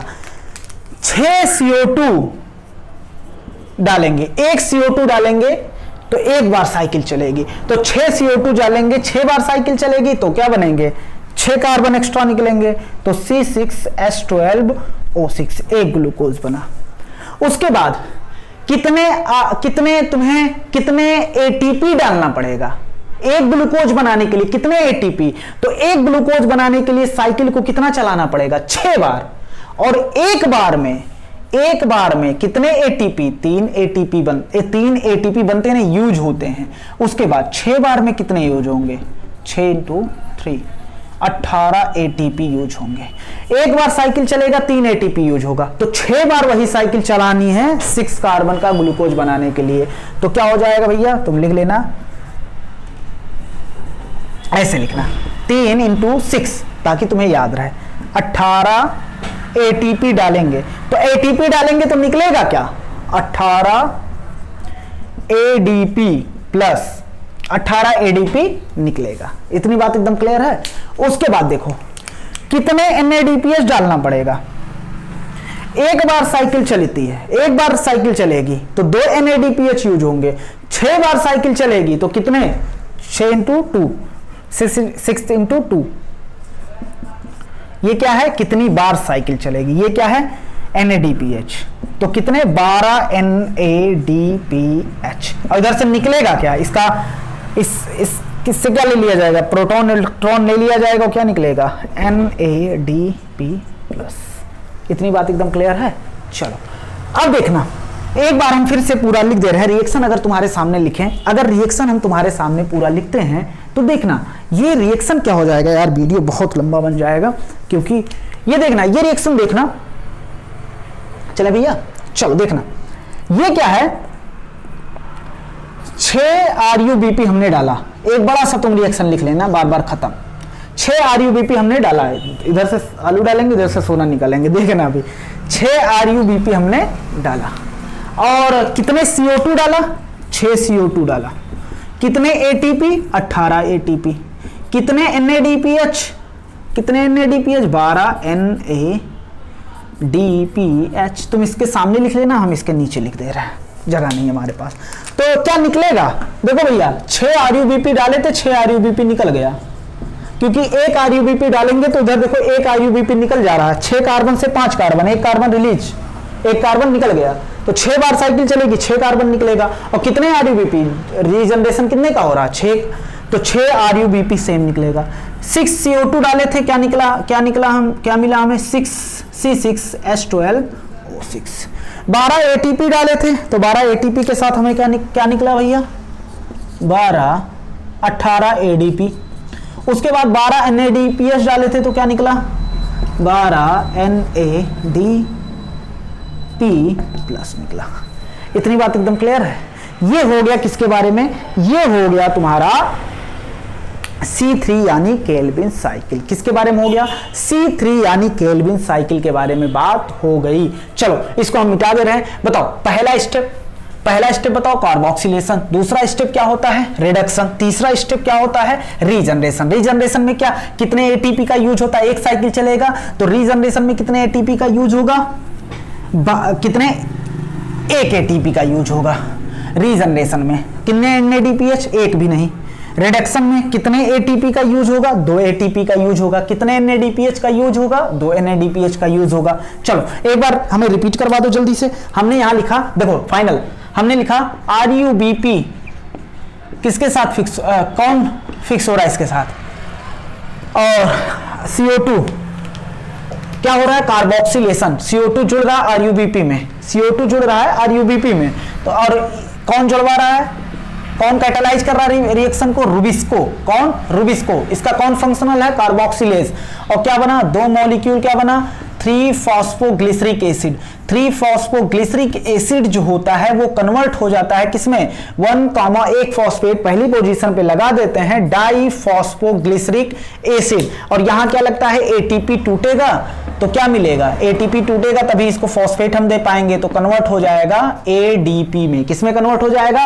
एडीपी में कन्वर्ट हो जाएगा। उसके बाद देखना, अगर हम बात करते हैं अब इसमें क्या किया हमने? फॉस्फेट एक निकाल दिया। किस पोजीशन से? फर्स्ट पोजीशन से हमने निकाल दिया एक फॉस्फेट। इससे इससे हमने क्या किया, और इसको किस में कन्वर्ट कर दिया, एसिड है, एसिड को हमने एल्डिहाइड में कन्वर्ट कर दिया। अब एल्डिहाइड में क्या कन्वर्ट किया, देखो हमारी एनसीईआरटी में डायरेक्ट लिखा है, एकदम डायरेक्ट, ये सब बीच बीच में एल्डिहाइड ये सब ज्यादा नहीं झाम पाला है। अभी हम दिखा देंगे जब इसको रीडिंग कराएंगे, या फिर C3 और C4 के बीच में कंपैरिजन कराएंगे, या अभी दिखा देते हैं, अभी दिखाएंगे तो मजा नहीं आएगा, वैसे लैपटॉप पे एनसीईआरटी पूरी खुली रहेगी। देखो अब क्या हुआ, 1,3 डाइफॉस्फोग्लिसरिक एसिड क्या हो गया, अब हमने क्या किया इसमें, एसिड को एल्डिहाइड, तो अब एक फॉस्फेट निकाला किस पोजीशन से, फर्स्ट पोजीशन से, तो क्या बचा 3 फॉस्फोग्लिसरल्डिहाइड, क्या बचा ग्लिसरल्डिहाइड, या लिख दो 3PgAl। अब ये कितने कार्बन का है, 3 कार्बन का है। उसके बाद इसको क्या बोल सकते हैं, ट्रायोज फॉस्फेट बोल सकते हैं। अच्छा ये कितने मॉलिक्यूल थे, 2, तो ये कितने मॉलिक्यूल बनेंगे, 2, तो कितने एटीपी लगेंगे, 2, कितने एडीपी निकलेंगे, 2, और यहां पर क्या यूज हुआ था, NADPH, और क्या बना था, NADP प्लस बना था। उसके बाद NADP प्लस कितने बनेंगे, 2 मॉलिक्यूल है तो 2 बनेंगे, ये भी 2 निकलेंगे, तो ये कितने मॉलिक्यूल बनेंगे, 2 मॉलिक्यूल। 2 मॉलिक्यूल में कितने कार्बन, 6 कार्बन से बन गया RUBP, क्या बना, राइबोलोज 5 फॉस्फेट बना, क्या बना, राइबोलोज 5 फॉस्फेट बना। ये कितने कार्बन का है, 5 कार्बन का। 6 कार्बन से 5 कार्बन मतलब 1 कार्बन निकला, 1 कार्बन यहां से निकला, और उसके बाद ये कन्वर्ट हो गया किसमें, RUBP में। RUBP में कितने फॉस्फेट, 2, यहां कितने फॉस्फेट 1, तो मतलब ATP यहां भी क्या होगा, टूटेगा, ADP, और जो फॉस्फेट निकलेगा इसमें जोड़ देंगे। उसके बाद ये पूरी इस स्टेप को बोलेंगे रीजनरेशन, इसको बोलेंगे कार्बोक्सिलेशन, और एसिड कन्वर्ट हो रहा है किसमें, एल्डिहाइड में, इसको बोलेंगे क्या, रिडक्शन, और इसको बोलेंगे रीजनरेशन। उसके बाद ये साइकिल 6 बार चलेगी, तो 6 कार्बन बनेगा, तो ग्लूकोज बन जाएगा। ग्लूकोज सुक्रोज के फॉर्म में ट्रांसपोर्ट होगा, और स्टोर किस फॉर्म में हो जाएगा, स्टार्च के फॉर्म में स्टोर हो जाएगा। एक बार जब साइकिल चली तो कितने एटीपी लगा, 3 एटीपी का यूज हुआ। 2 कहां हुआ, रिडक्शन में, 1 कहां हुआ, रीजनरेशन में। कितने NADPH का यूज हुआ, 2 NADPH का, और कहां यूज हुआ, रिडक्शन में। कितने बार साइकिल चलनी चाहिए कि 1 ग्लूकोज बन जाए, 6 बार। 6 बार साइकिल चलेगा तो 6 CO2 लगेगा और 1 ग्लूकोज बनेगा। 18 ATP यूज होगा, इधर से 18 ATP डालेंगे, उधर से क्या निकालेंगे, 18 ADP निकालेंगे। सोना डाल के आलू निकाल रहे हैं, समझ रहे हो ना। चलो इधर देखना, अब बात कर रहे हैं, मतलब ATP खर्चा हो गया ना हमारा, एटीपी के सेंस में। चलो छोड़ो ये सब बातें। 6 RUBP डालेंगे, कितने निकालेंगे, 6 RUBP। 6 CO2 डाले थे, क्या निकाले, 1 ग्लूकोज। 18 ATP डालेंगे, क्या निकालेंगे, 18 ADP। 18 NADPH डालेंगे तो क्या निकालेंगे, 18 NAD प्लस निकालेंगे। इतनी बातें एकदम क्लियर है। चलो उम्मीद करते हैं ये बातें क्लियर हो गई होगी। लेकिन दिक्कत क्या आई, C3 साइकिल में एक प्रॉब्लम आई। उस प्रॉब्लम का नाम होता है, जानते हो क्या नाम होता है, उस प्रॉब्लम का नाम होता है फोटो रेस्पायरेशन। हमारी एनसीईआरटी ने थोड़ा सा क्या किया, आगे पीछे कर दिया। हमारी एनसीईआरटी में जब C3 साइकिल खत्म हो रहा था, हमने बताया 2 ही साइकिल तुम्हें बताया, एक C3 साइकिल बताया, एक C4 साइकिल बताया। लेकिन आज तुम्हें एक और साइकिल बताएंगे, एक और साइकिल के बारे में बताएंगे, जिस साइकिल का नाम है C4 साइकिल। क्या नाम है उस साइकिल का, नाम है C4 तो बताएंगे, उस साइकिल का नाम है C2 साइकिल। क्या नाम है, C2 साइकिल। C3 अच्छा खासा चल रहा था, मेसोफिल में चल रहा था, मेसोफिल के क्लोरोप्लास्ट में ये रिएक्शन चल रहा था। लेकिन दिक्कत एक बात में आ गई। किस बात में दिक्कत आई, समझना। तो C3 में एक प्रॉब्लम आ गई, सीधा लिखो पहले, C3 में एक प्रॉब्लम आई। उस प्रॉब्लम का नाम था क्या, फोटो रेस्पायरेशन। क्या नाम था, फोटो रेस्पायरेशन। उस प्रॉब्लम का क्या नाम था, फोटो रेस्पायरेशन। तो समझना इस बात को, फोटो रेस्पायरेशन किस प्रॉब्लम का, C3 जो अच्छा खासा ग्लूकोज बन रहा था उसमें एक प्रॉब्लम आया, उसका नाम हुआ photo respiration. What is photo respiration, देखना। रेस्पायरेशन का मतलब क्या होता है, अगर एक कॉमन लैंग्वेज में बोलना चाहे, ऊपर बोलना चाहे तो कह सकते हैं रेस्पायरेशन का मतलब होता है, रेस्पायरेशन बहुत बड़ा स्टेप है, लेकिन रेस्पायरेशन हम कह देते हैं कि O2 का लेना, CO2 का छोड़ना। उसे ऊपर भाषा में हम बोल दिए, ऊपर O2 का लेना और CO2 का छोड़ना, उसे क्या बोलेंगे, रेस्पायरेशन। सब पढ़ रहे थे फोटोसिंथेसिस, आ गया रेस्पायरेशन। अरे देखो तो भैया, ये देखो हमने क्या पढ़ा, 6 CO2 प्लस, छोड़ो, हमने कहा CO2 लेते हैं, ग्लूकोज बनता है लाइट एनर्जी की मदद से, और क्या निकलता है O2, CO2 ले रहे हैं, O2 निकाल रहे हैं। तो इस ये हुआ फोटोसिंथेसिस। क्या हुआ? फोटोसिंथेसिस। रेस्पायरेशन इसका उल्टा होता है, O2 लेते हैं और CO2 निकालते हैं, इसे बोलते हैं क्या? रेस्पायरेशन। क्या बोलते हैं? रेस्पायरेशन बोलते हैं। तो सुनो, रेस्पायरेशन का क्या मतलब होता है? O2 इन, CO2 आउट। और फोटो मतलब in the presence of light. अगर ये लाइट के प्रेजेंस में हो रहा तो बोलेंगे photo respiration. Sir C3 cycle पढ़ा रहे थे, फोटो रेस्पायरेशन कहां से आ गया? हाँ भैया, यही रिएक्शन C3 साइकिल में चल रही थी, लेकिन कुछ ऐसा दिक्कत आ गया कि ये रिएक्शन जो हो गया कम हो गया, और क्या होने लगा? अब अभी तक क्या हो रहा था? CO2 का यूज होके O2 निकल रहा था, लेकिन अब क्या होने लगा? एक प्रॉब्लम आई फोटो रेस्पायरेशन C3 में। फोटो रेस्पायरेशन में क्या होने लगा? अब O2 का यूज हो करके CO2 निकलने लगा, तो उसे बोलेंगे फोटो रेस्पायरेशन। ये किस पाथवे में प्रॉब्लम है? C3 plant. C3 प्लांट जो होते हैं, ऐसा प्लांट जिसमें C3 साइकिल, केवल C3 साइकिल चलता है, उसे C3 प्लांट बोल सकते हैं। तो C3 प्लांट में ये दिक्कत आया। कैसे दिक्कत आया? सुनो, कैसे ये सब हुआ? तो सुनो भैया, ये सब कैसे हुआ, कैसे O2 इन और CO2 आउट, अभी नहीं समझ में आओगा, अभी हम पूरा मैकेनिज्म तो बताने दो यार इसका। चलो, ये दिक्कत थी, हमने एक एंजाइम तुम्हें बताया था, फोटो रेस्पायरेशन एक एंजाइम की दिक्कत की, एक एंजाइम का नेचर खराब होने की वजह से होता है। रुबिस्को का नेचर दरबदलू है या फिर फिक्स है? ये दरबदलू टाइप का है। दरबदलू मतलब रुबिस्को जो है, ये जो होता है रुबिस्को, इसकी ये एंजाइम है, इसकी एफिनिटी, इसका लगाव एक लोगों से नहीं होता, दो लोगों से होता है। ये O2 से भी लगाव रखता है, CO2 से भी इसकी एफिनिटी होती है। क्या होती है? एफिनिटी। लेकिन जानते हो ज्यादा एफिनिटी किससे होती है इसकी? मोर एफिनिटी इसकी होती है CO2 से। कब भैया? जब CO2 और O2 का रेशियो नियरली इक्वल हो, लगभग क्या हो? इक्वल हो। जितना CO2 पाया जाए लगभग उतना ही O2 पाया जाए। तो देखो, अगर O2 ज्यादा तो रुबिस्को क्या करेगा? रुबिस्को क्या करेगा? RuBP के साथ किसको जोड़ देगा? RuBP के साथ किसको जोड़ देगा? O2 को जोड़ देगा। तो इसको क्या बोलेंगे? ऑक्सीजनेशन। और अगर CO2 ज्यादा हुआ तो ये क्या जोड़ देगा? CO2 को जोड़ देगा RuBP के साथ, इसको क्या बोलेंगे? कार्बोक्सिलेशन। लेकिन दोनों अगर इक्वल अमाउंट में हुए या थोड़ा बहुत ऊपर नीचे हुआ तो क्या करेगा? वो CO2 को ही किससे जोड़ेगा? RuBP से जोड़ेगा। किससे जोड़ेगा? RuBP से जोड़ेगा। तो RuBP की ज्यादा लगाव किससे है? CO2। लेकिन कब? जब वो इक्वल अमाउंट में हो, O2 भी उतना हो और CO2 भी उतना हो, तो किसके साथ जाएगा? CO2 के साथ जाएगा RuBP। लेकिन अगर O2 बहुत ज्यादा है और CO2 बहुत कम है तो RuBP किसके साथ चला जाएगा? O2। कहा गया भैया तुम मतलब वाले हमारे नहीं हो। इतनी बात एकदम क्लियर है। चलो, अब इसका ये जो होता है ऑक्सीजनेशन में रुबिस्को का क्या काम करेगा? ऑक्सीजनेस काम करेगा। तो यहां फंक्शनल क्या होगा?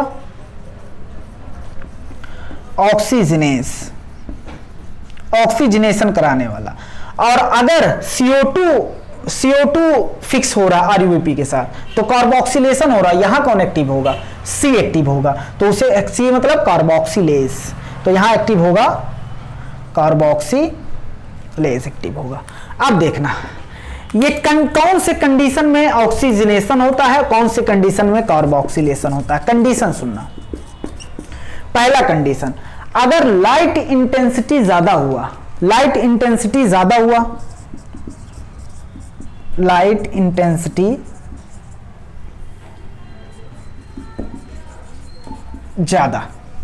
या अगर लाइट इंटेंसिटी ज्यादा तो टेम्परेचर ज्यादा, या टेम्परेचर ज्यादा हुआ, या O2 ज्यादा हुआ और CO2 बहुत कम हुआ। तो इस कंडीशन में कौन एक्टिव होगा? ऑक्सीजनेज एक्टिव होगा। कौन एक्टिव होगा? ऑक्सीजनेज। और वहां क्या होगा? वहां होगा फोटो रेस्पायरेशन। जब ऑक्सीजनेज एक्टिव हो जाएगा, जब कार्बोक्सिलेज होगा, तो यहां चलेगा C3 साइकिल। कौन सा साइकिल चलेगा? C3 cycle. लेकिन जब ऑक्सीजनेज एक्टिव होगा तो चलेगा C2 साइकिल। C2 साइकिल इसी को बोलते हैं, फोटो रेस्पायरेशन को। क्यों बोलते हैं अभी बताएंगे। C2 cycle. इतनी बात एकदम क्लियर है। चलो अब बताओ भैया, अब ये कंडीशन कौन सी कंडीशन में ऑक्सीजनेज एक्टिव होगा? कौन सी कंडीशन में फोटो रेस्पायरेशन चलेगा? मतलब ऑक्सीजनेज एक्टिव होगा तो कौन सी रिएक्शन चलेगी? Photo respiration. अगर कार्बोक्सिलेज एक्टिव है तो क्या चलेगा? C3 cycle. क्या चलेगा? C3 cycle. इतनी बात एकदम क्लियर है। केल्विन साइकिल चलेगा। हमने कहा कौन सी कंडीशन में ऑक्सीजनेज एक्टिव हो जाएगा? जब हाई लाइट इंटेंसिटी हो, उसके बाद क्या टेम्परेचर ज्यादा हो, O2 ज्यादा हो और CO2 का मात्रा अमाउंट बहुत कम हो। और कब कार्बोक्सिलेज एक्टिव होगा? जब लाइट इंटेंसिटी और टेम्परेचर ऑप्टिमम हो, हमें बहुत कम भी नहीं करना है, ऑप्टिमम, और O2 का मात्रा क्या हो? कम हो। उसके बाद CO2 क्या हो? बहुत ज्यादा हो। CO2 ज्यादा, O2 कम, और लाइट इंटेंसिटी और टेम्परेचर ये क्या हो गया? कम नहीं करना है, हमें ऑप्टिमम करना है। ऑप्टिमम मतलब बेस्ट, ना तो ज्यादा कम, ना तो बहुत ज्यादा, ना तो बहुत कम, ऑप्टिमम हो। तो इस कंडीशन में कौन एक्टिव होगा? कार्बोक्सिलेज एक्टिव होगा। कौन एक्टिव होगा? कार्बोक्सिलेज। देखो एंजाइम वही है, काम करने का तरीका अलग है। वो डिपेंड करता है कि लाइट इंटेंसिटी कितनी है, टेम्परेचर कितनी है, O2 और CO2 का रेशियो क्या है। चलो अगर रेशियो इसके फेवर में है तो कार्बोक्सिलेज एक्टिव होगा और C3 साइकिल चलेगी। भग क्या बनना होगा? शुगर बनना होगा। इतनी बात एकदम क्लियर है। लेकिन इसके साथ एक दिक्कत आई। क्या? इसके साथ एक दिक्कत क्या आई? दिक्कत आई हाई टेम्परेचर और light intensity, high temperature, O2 अगर ज्यादा हो गया तो फोटो रेस्पायरेशन होने लगेगा। सर फोटो रेस्पायरेशन दिक्कत क्या है? अगर फोटो रेस्पायरेशन हो जाए दिक्कत क्या है? C3 साइकिल बंद हो गए, फोटो रेस्पायरेशन होने लगे, तो दिक्कत क्या है? ये समझने के लिए हमें समझना पड़ेगा आखिर में फोटो रेस्पायरेशन में हो क्या रहा है। हमें क्या समझना पड़ेगा? फोटो रेस्पायरेशन में हो क्या रहा है। चलो तो इसको हमें मिटाना पड़ेगा। बताओ फोटो रेस्पायरेशन के C2 साइकिल को बोलते हैं, अभी बोलेंगे। फोटो रेस्पायरेशन क्यों नाम पड़ा? क्योंकि यहां पर O2 का यूज हो रहा, अभी दिखाएंगे। O2 यूज होगा और CO2 निकलेगा। अच्छा, जैसे रेस्पायरेशन में होता है, ये लाइट के प्रेजेंस में होगा। अच्छा बताओ ये किसकी वजह से हो रहा है? किस एंजाइम की वजह से? रुबिस्को की वजह से। रुबिस्को जो होता है O2 और CO2 दोनों से एफिनिटी रखता है। और अच्छा ये RUBP को O2 किस कंडीशन में? O2 से बाइंड करेगा अगर लाइट इंटेंसिटी ज्यादा हो, टेम्परेचर ज्यादा हो, O2 ज्यादा हो और CO2 ज्यादा हो। अच्छा कब CO2 से ऐड करेगा? जब लाइट इंटेंसिटी, टेम्परेचर ऑप्टिमम हो, CO2 ज्यादा हो, O2 कम हो। अच्छा उसके बाद बताओ फोटो रेस्पायरेशन। अच्छा मोर एफिनिटी RUBP की किसके साथ होती है? CO2 के साथ। कब? जब दोनों इक्वल अमाउंट में, थोड़ा बहुत इधर उधर हो, ज्यादा नहीं इधर उधर, समझ रहे हो ना। चलो अब फोटो रेस्पायरेशन में दिक्कत क्या हुई? देखो हमने कहा ये है RUBP। अच्छा खासा RUBP क्या कर रहा था? अच्छा खासा RUBP CO2 के साथ फिक्स होके 3PGA, उसके बाद पूरा ऐसे रिएक्शन C3 साइकिल चल रहा था। लेकिन क्या हुआ? बाहर की कंडीशन दिक्कत कर गई। बाहर की कंडीशन क्या हो गई? दिक्कत कर गई। बाहर क्या हो गया भैया? बाहर क्या हो गया? CO2 कम हो गया, O2 ज्यादा हो गया, लाइट इंटेंसिटी ज्यादा हो गया, टेम्परेचर ज्यादा हो गया। तो इस कंडीशन में अब RUBP CO2 के साथ ना बाइंड करके, अच्छा ये किस में चल रहा होगा? क्लोरोप्लास्ट में ही तो चल रहा होगा। क्लोरोप्लास्ट में C3 साइकिल चल रहा था। लेकिन अब क्या हुआ? RUBP CO2 के साथ ना बाइंड होके किससे बाइंड हो जाएगा? दोनों में कंपटीशन होगा। O2 और CO2 में एंजाइम पे बाइंड होने के लिए कंपटीशन, ज्यादा जो रहेगा वही जीत जाएगा। चलो अब यहां पर जो होता है RUBP कितने कार्बन का? 5 कार्बन का। और ये कितने कार्बन का? 0। इसमें एक भी कार्बन नहीं है। तो प्रोडक्ट जो बनेगा या तो वो 5 कार्बन का बने, या तो 3 कार्बन और 2 कार्बन का बने, या तो 4 कार्बन या 2 कार्बन का बने। समझ? 4 कार्बन और 1 कार्बन का बने, तब 5 कार्बन होगा। तो यहां पर हमने प्रोडक्ट देखा, यहां पर हमने जो प्रोडक्ट देखा उस प्रोडक्ट का नाम है 3-फॉस्फोग्लिसरिक एसिड। अरे सर जी 3-फॉस्फोग्लिसरिक एसिड यहां भी बन रहा है और कितने कार्बन का है? 3 कार्बन का है। बहुत सही। और दूसरा क्या बनेगा? अब बचा कितना? 2 कार्बन। कितना बचा भैया? 2 कार्बन। और एक फॉस्फेट अगर ये ले गया, अगर एक फॉस्फेट ये ले गया तो एक फॉस्फेट अभी बचा है और कितने कार्बन? 2। तो फॉस्फोग्लाइकोलेट, फॉस्फोग्लाइकोलेट या फॉस्फोग्लाइकोलिक एसिड बोल दो। ये कितने कार्बन का? 2 कार्बन का। कितने कार्बन का भैया? 2 कार्बन का। अब फॉस्फोग्लाइकोलेट जो होता है वो ये रिमूव करता है अपना क्या? फॉस्फेट ग्रुप क्या करता है? रिमूव करता है और ये कन्वर्ट हो जाता है ग्लाइकोलिक एसिड या ग्लाइकोलेट। किसमें कन्वर्ट हो जाता है? ग्लाइकोलेट। किसमें कन्वर्ट हो गया भैया? ग्लाइकोलेट। अब ये ग्लाइकोलेट जो होता है ट्रांसफर होता है। अच्छा, ये मीजोफिल में चल रहा है ना, मीजोफिल के क्लोरोप्लास्ट, उसके बाद गया ये पेरोक्सीसोम। कहां गया? पेरोक्सीसोम में गया। ग्लाइकोलेट ट्रांसपोर्ट हो जाता है कहां? पेरोक्सीसोम में, ग्लाइकोलेट। और यहां ऐड होता है O2। क्या ऐड होता है? O2। और निकलता है यहां से हाइड्रोजन पेरोक्साइड। पेरोक्सीसोम पेरोक्साइड ऐसे याद रख लेना। क्या इसको बाहर हम पढ़ा रहे हैं, लेकिन हाँ इसको दिमाग में रखना, बहुत बार क्वेश्चन पूछा गया इससे। ग्लाइकोलेट में कन्वर्ट हो गया। ग्लाइकोलेट में O2 जुड़ा और यहां से क्या निकला? हाइड्रोजन पेरोक्साइड H2O2 और बन गया ग्लायोजाइलेट। क्या बना? ग्लायोजाइलेट। अब ये ग्लायोजाइलेट जो होता है, ग्लायोजाइलेट जो होता है कन्वर्ट हो जाता है ग्लाइसिन में। किसमें कन्वर्ट हो जाता है भैया? ये सब कहां हो रहा है अभी? पेरोक्सीसोम में। ग्लाइसिन। यही पूछेगा कि कौन सा स्टेप कहां हुआ, ग्लाइकोलेट कहां बना, ग्लाइसिन कहां बना, कब कौन सा कहां से कहां ट्रांसपोर्ट हुआ, यही सब पूछ लेगा अगर यहां से पूछा तो ग्लाइसिन में कन्वर्ट हो गया। ये किसमें हुआ है? पेरोक्सीसोम में। चलो, अब उसके बाद पेरोक्सीसोम के बाद जो भी कुछ होता है वो होता है माइटोकॉन्ड्रिया में। किसमें होता है?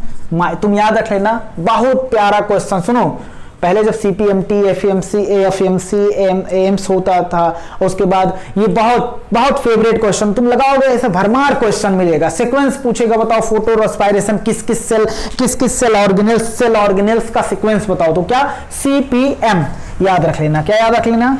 CPM याद रख लेना। इतनी बात एकदम क्लियर है। बहुत सारे क्वेश्चन MU में पूछा भी गया है, FMC में पूछा गया है, एम्स में पूछा, कर्नाटका में बहुत बारी पूछा जाता था। CPMT, IPMT देखना। माइटोकॉन्ड्रिया अगला क्या है? माइटोकॉन्ड्रिया। हम हद में रह के पढ़ा रहे हैं। ये ग्लाइसिन, ये लोग कहेंगे सर ये हद है, ये तो हद से ज्यादा है। नहीं, इसको दिमाग में रखना है, समझ रहे हो ना, भले ही थोड़ा बाहर है। अब ग्लाइसिन ट्रांसपोर्ट होगा। अच्छा, ग्लाइसिन में कितने कार्बन? 2। सोच रहे हो क्या? अरे glycine simplest amino acid COOH, उसके बाद क्या? NH2, उसके बाद क्या? H और एल्किल ग्रुप लगा दो, अमीनो एसिड बन गया। अगर एल्किल ग्रुप H है तो उसे क्या बोलेंगे? ग्लाइसिन। तो कितने कार्बन? 1 और 2। और इसी से बना क्या? सीरीन। अच्छा, सीरीन भी बताओ, NCERT बायोमॉलिक्यूल्स याद करो, COOH, उसके बाद क्या? HNH2। ये तो कॉमन रहेगा सभी में। और R का यहां क्या हो जाएगा? CH2OH हो जाएगा कि नहीं? तो इसे क्या बोलेंगे? सीरीन। अब इसी से बनेगा, मतलब ये 2 कार्बन, मतलब 2 मॉलिक्यूल। 2 मॉलिक्यूल किसके लेंगे हम? ग्लाइसिन के। और इससे क्या बना देंगे? 2 मॉलिक्यूल लेंगे तो ये 4 कार्बन का रहेगा। कितने कार्बन का रहेगा? 4 कार्बन का। और ये बन कितने रहा? 3 कार्बन का, मतलब 1 कार्बन यहां से रिलीज होगा। तो ये है सीरीन। क्या है? सीरीन। तो हमने क्या किया? ग्लाइसिन को किसमें कन्वर्ट किया? ग्लाइसिन के 2 मॉलिक्यूल को किसमें कन्वर्ट किया? सीरीन में कन्वर्ट किया। सीरीन में देखो, ये है कितना? 3 कार्बन। और यहां कितना है? 4। 2 2 4। एक मॉलिक्यूल, एक ग्लाइसिन के पास 2 कार्बन, तो 2 ग्लाइसिन के पास 4। तो यहां 1 कार्बन CO2 के फॉर्म में क्या हो जाता है? रिलीज हो जाता है। क्या हो जाता है? रिलीज। एक बार बताओ, O2 का यूज कर रहे हैं और लॉस क्या कर रहे हैं? CO2। तो ये रेस्पिरेशन हुआ कि नहीं हुआ? और किसकी किसकी प्रेजेंस में हो रहा है, डार्क में नहीं होगा, लाइट की प्रेजेंस में। अब सेरीन क्या होगा, सेरीन का हम क्या करेंगे, ट्रांसपोर्ट करेंगे, किसमें, यहां देखो इसके बाद कई सारी रिएक्शन है लेकिन हमें उतना नहीं पढ़ाना है। सेरीन, अब सेरीन जो होता है यहां कन्वर्ट हो जाता है ग्लिसरेट में, किसमें कन्वर्ट हो जाता है, ग्लिसरिक एसिड में। तो एक कन्वर्ट हो, उसके इसके बीच में भी कई सारे रिएक्शन आते हैं लेकिन उतना नहीं जानना है, ग्लिसरेट में। अब ग्लिसरेट क्या होता है, इसका ट्रांसपोर्ट होगा। अब ये ग्लिसरिक एसिड कन्वर्ट होगा फास्फोग्लिसरिक एसिड, मतलब यहां क्या लगेगा, एटीपी, क्या लगेगा, एटीपी को तोड़ना पड़ेगा, एडीपी, और प्लस एक फॉस्फेट हमने दे दिया। ग्लिसरिक एसिड के थर्ड पोजीशन पे हमने क्या लगा दिया, फॉस्फेट लगा दिया, तो क्या बन गया, फास्फोग्लिसरिक एसिड या फास्फोग्लिसरेट बन गया। क्या बन गया, 3-फॉस्फोग्लिसरेट। इतनी बातें एकदम क्लियर है भैया। तो बताओ फोटो रेस्पायरेशन जो है, हम इधर लिख दे रहे हैं, फोटो रेस्पायरेशन जो है उसमें क्या शुगर का सिंथेसिस हो रहा है, तुम्हें कहीं दिख रहा है कि शुगर बन रहा है, नहीं। देखो इसीलिए फोटो रेस्पायरेशन जो होता है, फोटो रेस्पायरेशन जो होता है वो एक वेस्टफुल प्रोसेस होता है। क्या होता है, वेस्टफुल प्रोसेस होता है, वेस्टफुल प्रोसेस। क्यों वेस्टफुल प्रोसेस होता है, क्योंकि ना तो इसमें शुगर का सिंथेसिस हुआ है, क्या इसमें शुगर सिंथेसिस हुआ है, शुगर सिंथेसिस नहीं हुआ है। क्या इसमें एटीपी एंड NADPH का सिंथेसिस हुआ है, NADPH का सिंथेसिस हुआ है, बोलोगे नहीं। ना तो एटीपी का सिंथेसिस हुआ, ना तो NADPH का सिंथेसिस हुआ, ना तो शुगर का सिंथेसिस हुआ। लेकिन हमारा खर्चा क्या हो रहा है, देखो एटीपी खर्चा हो रहा है। क्या खर्चा हो रहा है, एटीपी यूटिलाइज हो रहा है। बताओ कुछ मिला नहीं, प्लस ऊपर से क्या हो गया भैया, खर्चा हो गया। समझ रहे हो ना, मतलब मिला कुछ नहीं, इतनी बड़ी रिएक्शन चलाने से, इतनी बड़ी प्रोसेस चलाने से, और खर्चा अलग से हो गया। एटीपी हमारा, ना तो शुगर बना ना तो एटीपी बनाता। अगर एटीपी NADPH भी बन जाता तो ये हमारे लिए सही रहता, लेकिन NADPH एटीपी बन नहीं रहा है। NAD वैसे नेट बोल दो, क्योंकि NAD यहां बनता है NADPH, लेकिन यहां फिर यूज हो जाता है, इसी एक रिएक्शन में यूज हो जाता है, नेट जीरो। ना तो एटीपी बनना, ना तो NADPH बनना है, ना तो शुगर बनना है, तो ये वेस्टफुल, और ऊपर से हमारा खर्चा हो जा रहा है एटीपी, तो ये एक वेस्टफुल प्रोसेस है। क्या है, वेस्टफुल प्रोसेस है।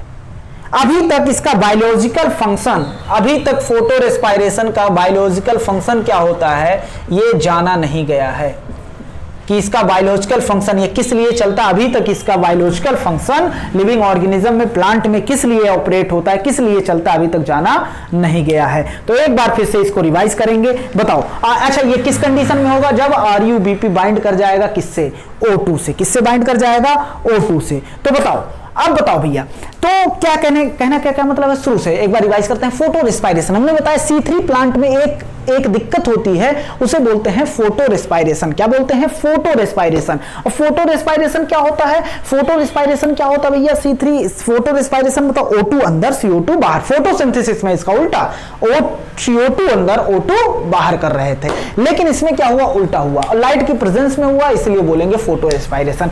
RuBP O2 के साथ बाइंड किया और क्या बना, फास्फोग्लिसरिक एसिड। क्या बना, फास्फोग्लिसरिक एसिड बना। और फास्फोग्लिसरिक एसिड 3 कार्बन का 2 कार्बन का बना फास्फोग्लाइकोलिक एसिड या ग्लाइकोलेट। और ग्लाइकोलेट एक अपना फॉस्फेट रिमूव किया और क्या बन गया, फास्फोग्लाइकोलेट अपना फॉस्फेट रिमूव किया और क्या बन गया, फास्फोग्लाइकोलेट से क्या बन गया, ग्लाइकोलेट मतलब glycolic acid. Glycolic acid chloroplast से आ गया पेरोक्सिसोम में, वहां किसमें वहां वो ग्लाइकोलेट में O2 यूज हुआ, यहां भी O2 यूज हो रहा हो, क्या निकला, पेरोक्साइड, हाइड्रोजन पेरोक्साइड निकला, और किसमें कन्वर्ट हो गया, ग्लायोजाइलेट में कन्वर्ट हुआ। और ये ग्लायोजाइलेट जो होता है वो कन्वर्ट हो गया ग्लाइसिन में। ये सब किसमें हुआ, ये पूछ सकता है कि कौन सा किसमें हुआ, ग्लाइसिन किसमें बना, ग्लाइसिन में, और ग्लाइसिन जो होता है वो चला गया, ट्रांसपोर्ट हो गया माइटोकॉन्ड्रिया में, और माइटोकॉन्ड्रिया में जो होता है 2 ग्लाइसिन जो होता है 4 कार्बन के हैं, ये कन्वर्ट हो गए किसमें, सीरीन में। और सीरीन जो होता है उस 3 कार्बन का है, तो मतलब यहां से 1 कार्बन निकला और CO2 के फॉर्म में निकला। लेकिन यहां रुबिस्को नाम का एंजाइम नहीं है, नहीं तो वो क्या हो जाता, रुबिस्को नाम का एंजाइम होता तो यहां C3 साइकिल चल जाती और क्या बन जाता, C3 साइकिल चल जाती और क्या बन जाता, ग्लूकोज। लेकिन यहां कुछ नहीं है, CO2 वेस्ट हो गया, लॉस हो गया। उसके बाद सीरीन कन्वर्ट ट्रांसपोर्ट हो गया किसमें, पेरोक्सीसोम में, वहां कन्वर्ट हो गया ग्लिसरेट या ग्लिसरिक एसिड, और ग्लिसरिक एसिड कन्वर्ट हो गया क्लोरोप्लास्ट, और उसमें एक फॉस्फेट देना पड़ा, उस फॉस्फेट देना पड़ेगा तो ATP को तोड़ना पड़ेगा। बना होना कुछ नहीं है लेकिन यूज हो गया। इस पे एक कहावत है, याद नहीं आता हमें, सही समय पे हमें कहावत भी नहीं याद होता, क्या बताएं। चलो आगे बढ़ें, इसको पूरा रिवाइज करो, वीडियो देखे, ज्यादा लंबा तो नहीं हो जा रहा। चलो देखते हैं, थोड़ा लंबा आज हो जाएगा वीडियो, लगभग 2 घंटे का लगभग। चलो देखना, अब इससे बचने के लिए हमारे पास एक तरीका है। फोटो रेस्पायरेशन से बचने के लिए प्लांट ने निकाला एक तरीका। क्या निकाला भैया, प्लांट ने एक तरीका। उस तरीके को हम नाम देना चाहते हैं, उस तरीके को हम नाम देंगे C4 पाथवे। क्या नाम देंगे, C4 पाथवे। बताओ C3 में दिक्कत क्या थी, फोटो रेस्पायरेशन। क्या दिक्कत थी, फोटो रेस्पायरेशन। तो इस दिक्कत को दूर करने के लिए प्लांट ने अपने अंदर किया एवोल्यूशन, अपने अंदर किया चेंज, और चेंज किया और एक तरीका निकाला जिस तरीके का नाम था C4 पाथवे। क्या नाम था, C4 पाथवे। C4 पाथवे पे, C3 पाथवे पे कौन काम किया था, मेल्विन कैल्विन। मेल्विन कैल्विन जो थे वो प्रोफेसर थे, किसके, केमिस्ट्री के प्रोफेसर थे। चलो, और ये इस पर काम किया था 2 साइंटिस्ट ने, हैच एंड स्लैक। हच नहीं, पहले हच का सिम आता था, बोलने में बड़ा मजा आता था, हच नहीं, यहां पर क्या है, हैच एंड स्लैक। चलो भैया, अब बात करते हैं लास्ट टॉपिक, मतलब इस लेक्चर का लास्ट टॉपिक क्या है। अभी बहुत सारे टॉपिक हैं, ये वीडियो थोड़ा लंबा हो जाने वाला है। C4 pathway. C4 पाथवे जो होता है, C4 पाथवे को क्या नाम देते हैं, hatch and slack pathway. Hatch and slack pathway. इतनी बात एकदम क्लियर है। ये भी होता है साइक्लिक मैनर में ऑपरेट होता है। किस मैनर में ऑपरेट होता है, साइक्लिक मैनर में। साइक्लिक मतलब जहां से स्टार्ट करेंगे वहीं पर खत्म कर सकते हैं। चलो, C4 पाथवे जो होता है ये ऐसे प्लांट में पाया जाता है जो एडॉप्ट होते हैं, अपने आप को एडॉप्ट कर लेते हैं ड्राई ट्रॉपिकल रीजन में। किस रीजन में भैया, ट्रॉपिकल रीजन में। अच्छा एक बात बताओ कि यहां पर जो होता है, ये मान लो पृथ्वी है, और यहां से मान लो क्या पृथ्वी है, ये यहां से गया सन। अब कहेंगे सर सन छोटा बना दिया, वे समझाना। ये होता है 20 से एक इमेजिनरी लाइन होती है, उसे बोलते हैं इक्वेटर। क्या बोलते हैं, इक्वेटर। इक्वेटर से 20 डिग्री अगर बात करें, एक्चुअल नहीं बात करें, एक मोटा मोटा बात करें, 20 डिग्री ऊपर जाओगे, 20 डिग्री नीचे जाओगे, तो उस इलाके का नाम होता है ट्रॉपिकल रीजन। क्या नाम होता है, ट्रॉपिकल रीजन। और हमने जब इकोलॉजी पढ़ाया था तो बताया था ट्रॉपिकल रीजन में क्या होता है, सबसे ज्यादा लाइट पड़ती है। क्या होती है, लाइट पड़ती है। तो लाइट ज्यादा पड़ेगी तो फोटोसिंथेसिस ज्यादा होगा, क्योंकि लाइट ज्यादा तो फोटोसिंथेसिस ज्यादा, फोटोसिंथेसिस ज्यादा तो O2 ज्यादा निकलेगा। O2 ज्यादा निकलेगा, अगर O2 ज्यादा निकला तो अगर C3 प्लांट यहां पाए जा रहे हैं ज्यादा, तो O2 ज्यादा निकला, तो O2 की प्रेजेंस में बताओ रूबिस को कौन एक्टिवेट होगा, ऑक्सीजनेज। ऑक्सीजनेज एक्टिव हुआ तो ऑक्सीजनेशन होगा। ऑक्सीजनेशन होगा मतलब फोटो रेस्पायरेशन होगा। फोटो रेस्पायरेशन हम कराना नहीं चाहते, क्योंकि फोटो रेस्पायरेशन एक वेस्टफुल प्रोसेस है। तो इस ट्रॉपिकल रीजन में, इस ट्रॉपिकल, ड्राई क्यों बोला गया, सूखा जहां ज्यादा गर्मी पड़े जैसे। तो प्लांट, ऐसे प्लांट जो अपने आप को एडॉप्ट किए हैं, adopted to dry tropical region, उसमें क्या पाया जाता है, C4 पाथवे। हमने बोला C4 पाथवे में झंझट ही नहीं, C4 पाथवे में फोटो रेस्पायरेशन नहीं होता। क्या मैकेनिज्म उसने अपने अंदर डेवलप किया कि फोटो रेस्पायरेशन नहीं हो रहा है। चलो बात करते हैं उस मैकेनिज्म पे।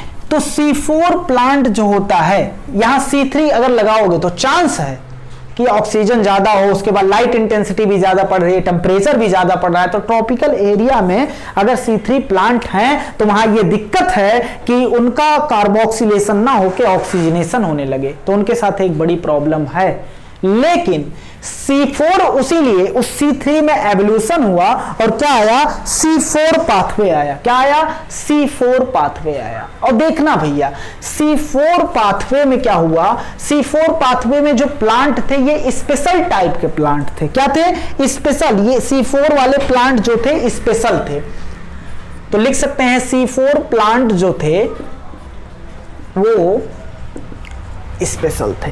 कैसे स्पेशल थे ये जानते हो, ये सह सकते थे ज्यादा टेम्परेचर को। क्या कर सकते थे, टोलरेट कर सकते थे, सह सकते थे, क्योंकि वो कम ज्यादा टेम्परेचर होगा तो ऑक्सीजनेज काम कर जाएगा, लेकिन यहां कोई दिक्कत नहीं है, टोलरेट कर सकते थे हाई टेम्परेचर को। और ये ज्यादा लाइट इंटेंसिटी में भी काम कर सकते थे। जो वहां ज्यादा लाइट, C3 में सोचो ज्यादा लाइट इंटेंसिटी हुआ तो क्या हो जाएगा, O2 अब जुड़ने लगेगा RuBP से, लेकिन यहां ऐसा नहीं था। ये O2 ज्यादा कर दो तब भी ये रेस्पॉन्स किससे, response to high light intensity, high light intensity, high light के इंटेंसिटी पे भी क्या कर सकते थे, ये रेस्पॉन्स दे सकते थे। उसके बाद इसमें फोटो रेस्पायरेशन नहीं था। क्या नहीं था, फोटो रेस्पायरेशन जैसी प्रोसेस इसमें नहीं था। भैया बहुत बड़ी प्रोसेस से हमें छुटकारा मिला, फोटो रेस्पायरेशन। अगर ये सब बात है, वो हाई टेम्परेचर को भी झेल जा रहे हैं, लाइट, हाई लाइट इंटेंसिटी पे भी वो क्या कर रहे हैं, अपना रेस्पॉन्स दे रहे हैं, वो फोटो रेस्पायरेशन हो नहीं रहा है, तो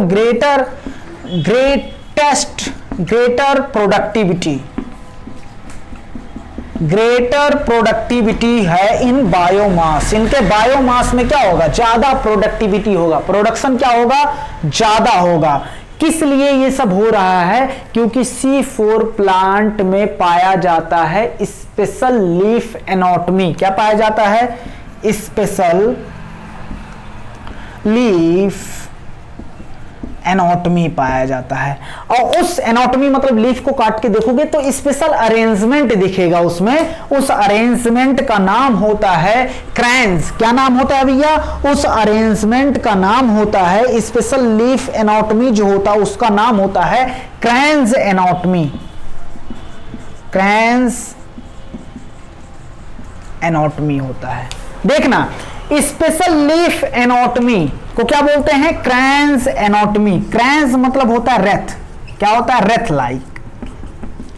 रेथ लाइक मतलब क्या होता है, रेथ मतलब, क्रैंस मतलब हमें यह बताना चाह रहा है अरेंजमेंट ऑफ सेल। सेल का अरेंजमेंट कैसे है। चलो अभी सब समझ में नहीं आएगा, पहले लिख दे रहे हैं। रेथ मतलब होता है, कह सकते हैं circular arrangement, circular arrangement of cell. Cell का सर्कुलर अरेंजमेंट। सबसे पहली बात, क्रैंस एनाटॉमी को समझने के लिए हमें किसकी एनाटॉमी समझनी पड़ेगी, लीफ की एनाटॉमी समझनी पड़ेगी। किसकी एनाटॉमी समझनी पड़ेगी भैया, लीफ की एनाटॉमी समझनी पड़ेगी। तो चलो लीफ की एनाटॉमी हम समझते हैं। उससे पहले बताओ C4 पाथवे किससे बचने का तरीका है, फोटो रेस्पायरेशन से बचने का तरीका है।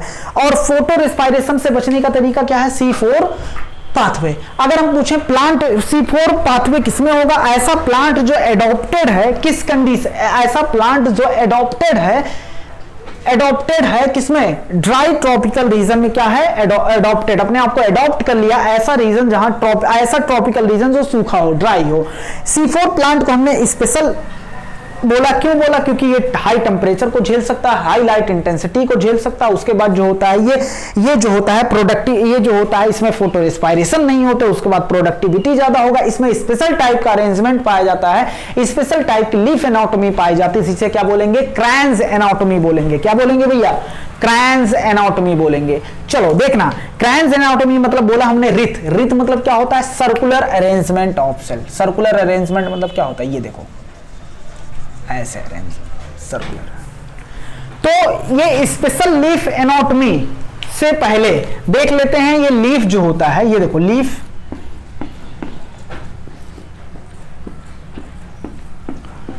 बीच में क्या होता है, vascular bundle, epidermis. Vascular tissue system कितने टाइप के, 3 टाइप के, एपिडर्मिस, वैस्कुलर सिस्टम और क्या वैस्कुलर सिस्टम, उसके बाद epidermal tissue system, vascular tissue system, उसके बाद बीच में ground tissue system. Ground tissue system में यहां हमने लिख दिया मीजोफिल, क्या बना दिया, मीजोफिल। ऊपर पैलिसेड, नीचे पैरेंट, ऊपर पैलिसेड, नीचे स्पॉन्जी पैरेन्काइमा, ये सब बताया था हमने। चलो हम लिखेंगे एक जैसा बना दे रहे हैं यहां पर। अब ये जो वैस्कुलर बंडल है, ये जो वैस्कुलर बंडल है उसके चारों तरफ पाए जाते हैं, उसके चारों तरफ पाए जाते हैं बंडल शीथ। क्या पाए जाते हैं, बंडल शीथ पाए जाते हैं, बंडल शीथ पाए जाते हैं। इतनी बात एकदम क्लियर है। चलो अब ये हो गया एक नॉर्मल लीफ। अगर हम बात करें, किसकी बात करें, अगर हम बात करें स्पेशल टाइप की जो लीफ एनाटॉमी होती है उसमें क्रांज एनाटॉमी पाई जाती है, उसमें wreath like circular arrangement of cell पाया जाता है, उसे क्या बोलते हैं, क्रांज एनाटॉमी। अगर हम बात करें क्रांज एनाटॉमी की तो इसमें सेम ऐसे रहेगा, लेकिन देखो इसमें क्या हो जाएगा, ये जो है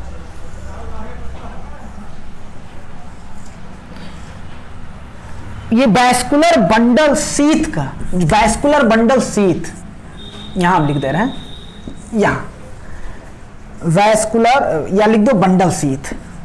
ये बंडल शीथ किसके चारों तरफ पाया जा रहा है, वैस्कुलर बंडल। वैस्कुलर बंडल मतलब जाइलम और फ्लोएम, बंडल शीथ। ये स्पेशल टाइप की जो एनाटॉमी होती है इसमें बहुत सारे लेयर हो सकते हैं। किसके, पहली बात तो ये बहुत सारे लेयर हो सकते हैं, एक या एक से ज्यादा लेयर हो सकते हैं वैस्कुलर बंडल शीथ की। एक से, यहां एक लेयर हमने बनाया, लेकिन एक या बहुत सारे लेयर हो सकते हैं इसके। इतनी बात समझ में आई। उसके बाद बंडल शीथ सेल में जो सेल होगा उसमें जो होगा वो क्या होगा, उस पहली बात सेल क्या होगा, बड़ा होगा। उसके बाद सेल में बहुत सारे नंबर में क्या पाए जाएंगे, क्लोरोप्लास्ट पाए जाएंगे। क्या पाए जाएंगे, large number of chloroplast, large number of chloroplast. ये स्पेशल टाइप पढ़ा रहे हैं। नॉर्मल टाइप में क्या था, नॉर्मल टाइप में भैया इसमें बंडल शीथ में जो होता है क्लोरोप्लास्ट लगभग क्या होता है, एब्सेंट होता है, क्लोरोप्लास्ट पाया ही नहीं जाता। लेकिन स्पेशल टाइप में बंडल शीथ सबसे पहली बार बहुत सारे लेयर हो सकते हैं, एक भी हो सकता है, बहुत सारे लेयर हो सकते हैं। इसके सेल में क्या होगा, लार्ज नंबर ऑफ क्लोरोप्लास्ट होगा, जबकि नॉर्मल वाले लीफ एनाटॉमी में देखोगे क्या होगा, बहुत सारे क्लोरोप्लास्ट नहीं होंगे, मतलब लगभग क्लोरोप्लास्ट होगा ही नहीं। ये कह दोगे तो कोई बुरा नहीं है। और देखना ये बंडल शीथ जो होता है ये थिक, इसके जो वॉल होते हैं, इसका जो वॉल होता है वो क्या होता है, थिक होता है। क्या होता है, थिक वॉल होते हैं। एक एक वर्ड दिमाग में रखना, आया हुआ क्वेश्चन है, थिन थिक फंसाएगा, सीबीएसई का पुराना क्वेश्चन है, थिन थिक, उसी में इसी लाइन से थोड़ा थोड़ा चेंज करके 4 स्टेटमेंट दिया था।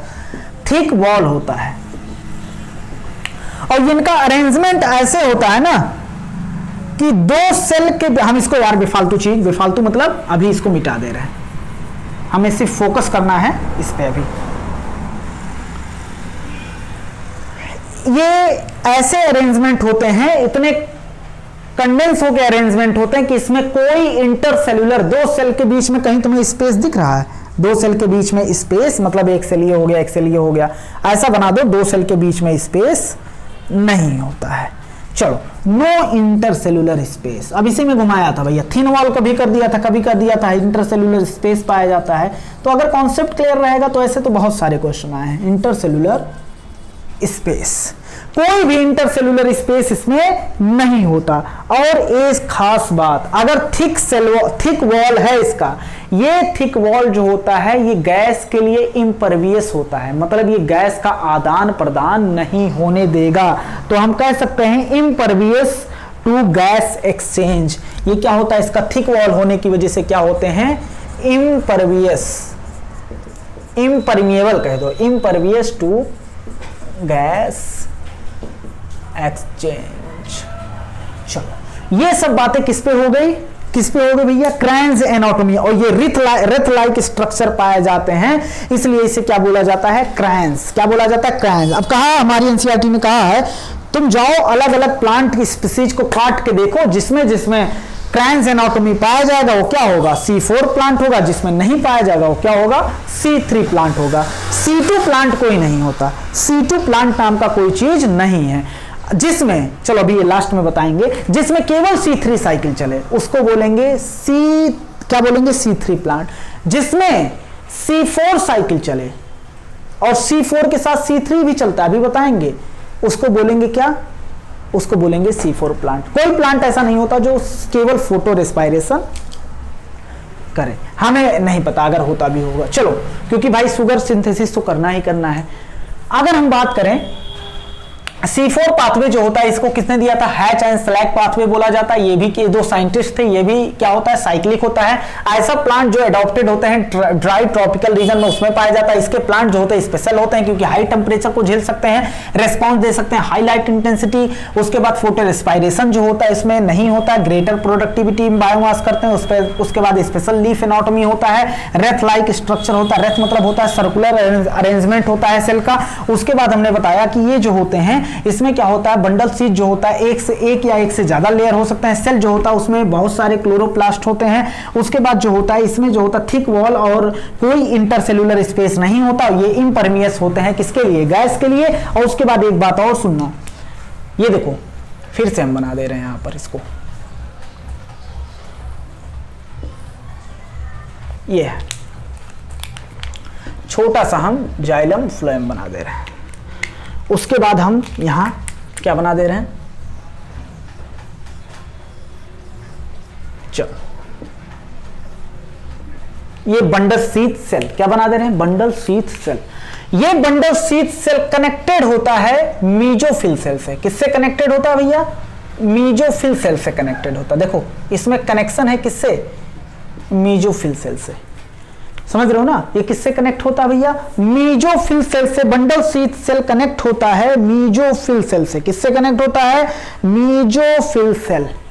अब देखना, अब क्या हुआ, यहां condition high temperature, high light intensity, उसके बाद O2 ज्यादा, CO2 कम। तो अब ये कैसे आखिर में इसमें फोटो रेस्पायरेशन नहीं होता है उसको एक्सप्लेन करना है हमें, और कैसे ये बेटर होता है उसको बताना है। फोटो रेस्पायरेशन नहीं होगा तो बेटर होगा। देखो भैया अब क्या होता है, ये इसको हम थोड़ा जूम करके बना रहे हैं। देखो इतना हम जूम कर रहे हैं, एक ले रहे हैं मीजोफिल सेल और दूसरा ले रहे हैं बंडल शीथ सेल। तो इसी को हम यहां लिख दे रहे हैं, इधर देखो, या यहां नहीं, यहां जूम करके देखो। यहां हमने बताया मीजोफिल सेल और बंडल शीथ सेल क्या होता है, आपस में कनेक्टेड होते हैं प्लाज्मोडेस्मेटल कनेक्शन द्वारा। तो एक तरफ हम लिख दे रहे हैं, चलो एक तरफ हमने बना दिया, यहां हम लिख दे रहे हैं मीजोफिल सेल, और एक तरफ उसके नीचे कनेक्ट, दोनों में क्या है, connection, bundle sheath cell, bundle sheath का सेल। बंडल शीथ सेल के अंदर ज्यादा क्या पाए जाएंगे, क्लोरोप्लास्ट। क्या पाया जाएगा, क्लोरोप्लास्ट। अब मीजोफिल सेल में देखना, मीजोफिल सेल में, इसके मीजोफिल सेल में क्या पाया जाता था, पाया क्या जाता था, रुबिस्को। और आज तुम्हें एक और एंजाइम से हम रूबरू करवाते हैं। उस एंजाइम का नाम है पेपकेज। क्या नाम है, पेपकेज, या पेप, या क्या नाम है, पेप कार्बोक्सिलेज, कार्बोक्सिलेज। और यहां बंडल शीथ सेल में हम देखेंगे रुबिस्को पाया जाता है या नहीं पाया जाता है। उसके बाद फिर इसमें हम देखेंगे पेपकेज होता है कि नहीं होता है। तो देखो रुबिस्को है दर बदलू, लेकिन पेपकेज है फिक्स। पेपकेज कहता देखो O2 चाहे जितना ज्यादा हो जाए हम O2 को गले नहीं लगाएंगे, लेकिन रुबिस्को कहता अगर CO2 तुम ज्यादा हुए, तुम्हारे पास पैसा ज्यादा हुआ तो हम भैया तुम्हारे साथ रहेंगे, अगर थोड़ा पैसा कम हुआ तो हम निकल लेंगे। समझ रहे हो ना, कहने का मतलब पैसा की बात नहीं है। अगर CO2 का कॉन्सेंट्रेशन ज्यादा हुआ तो रुबिस्को RUBP से अटैच होने देगा। अगर O2 ज्यादा हो गया तो भैया आरयूबीपी से कंपटीशन होगा तो जो ज्यादा रहेगा वही जीत जाएगा। तो इसमें मेसोफिल सेल में पहला अच्छी बात इसमें C4 प्लांट में क्या है, मेसोफिल सेल जो डायरेक्ट कांटेक्ट में, इसके एनवायरनमेंट के डायरेक्ट कांटेक्ट में हाई O2 को झेल रहा है, लो CO2 को झेल रहा है, हाई लाइट को झेल रहा है, हाई टेम्परेचर को झेल रहा है, वहां पर रुबिस्को को क्या कर दिया, एब्सेंट। नेचर ने क्या किया, रुबिस्को कहा भैया तुम वहां पाए ही नहीं जाओगे, नहीं तो गंदगी फैला दोगे तुम। गंदगी कैसे फैला दोगे, तुम यहां O2 कम है, तुम O2 यहां बाहर ज्यादा है और CO2 कम है, तुम O2 को ही पकड़कर फोटो रेस्पिरेशन करा दोगे, हमें ऐसा कराना ही नहीं है। तो बाहर रुबिस्को नहीं है, पेप्केज है, और अंदर पेप्केज नहीं है, क्या है, रुबिस्को है। क्या है भैया, रुबिस्को है। इतनी बात एकदम क्लियर है। चलो, पेप्केज क्या होता है, यहां से एटमॉस्फेयर से क्या आता है, एटमॉस्फेरिक CO2 क्या आता है, एटमॉस्फेरिक CO2 आएगा। CO2 रिएक्ट करता है, टेंडेंसी होती है वाटर के साथ, और क्या बनाता है, H2CO3। क्या बनाता है भैया, H2CO3, कार्बोनिक एसिड।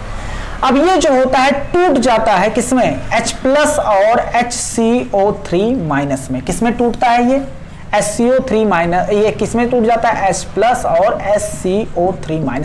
हमारी NCERT ने स्टार्ट किया यहां से। CO2 इसमें छुपा हुआ है कि नहीं, CO2 इसमें छुपा हुआ है भाई।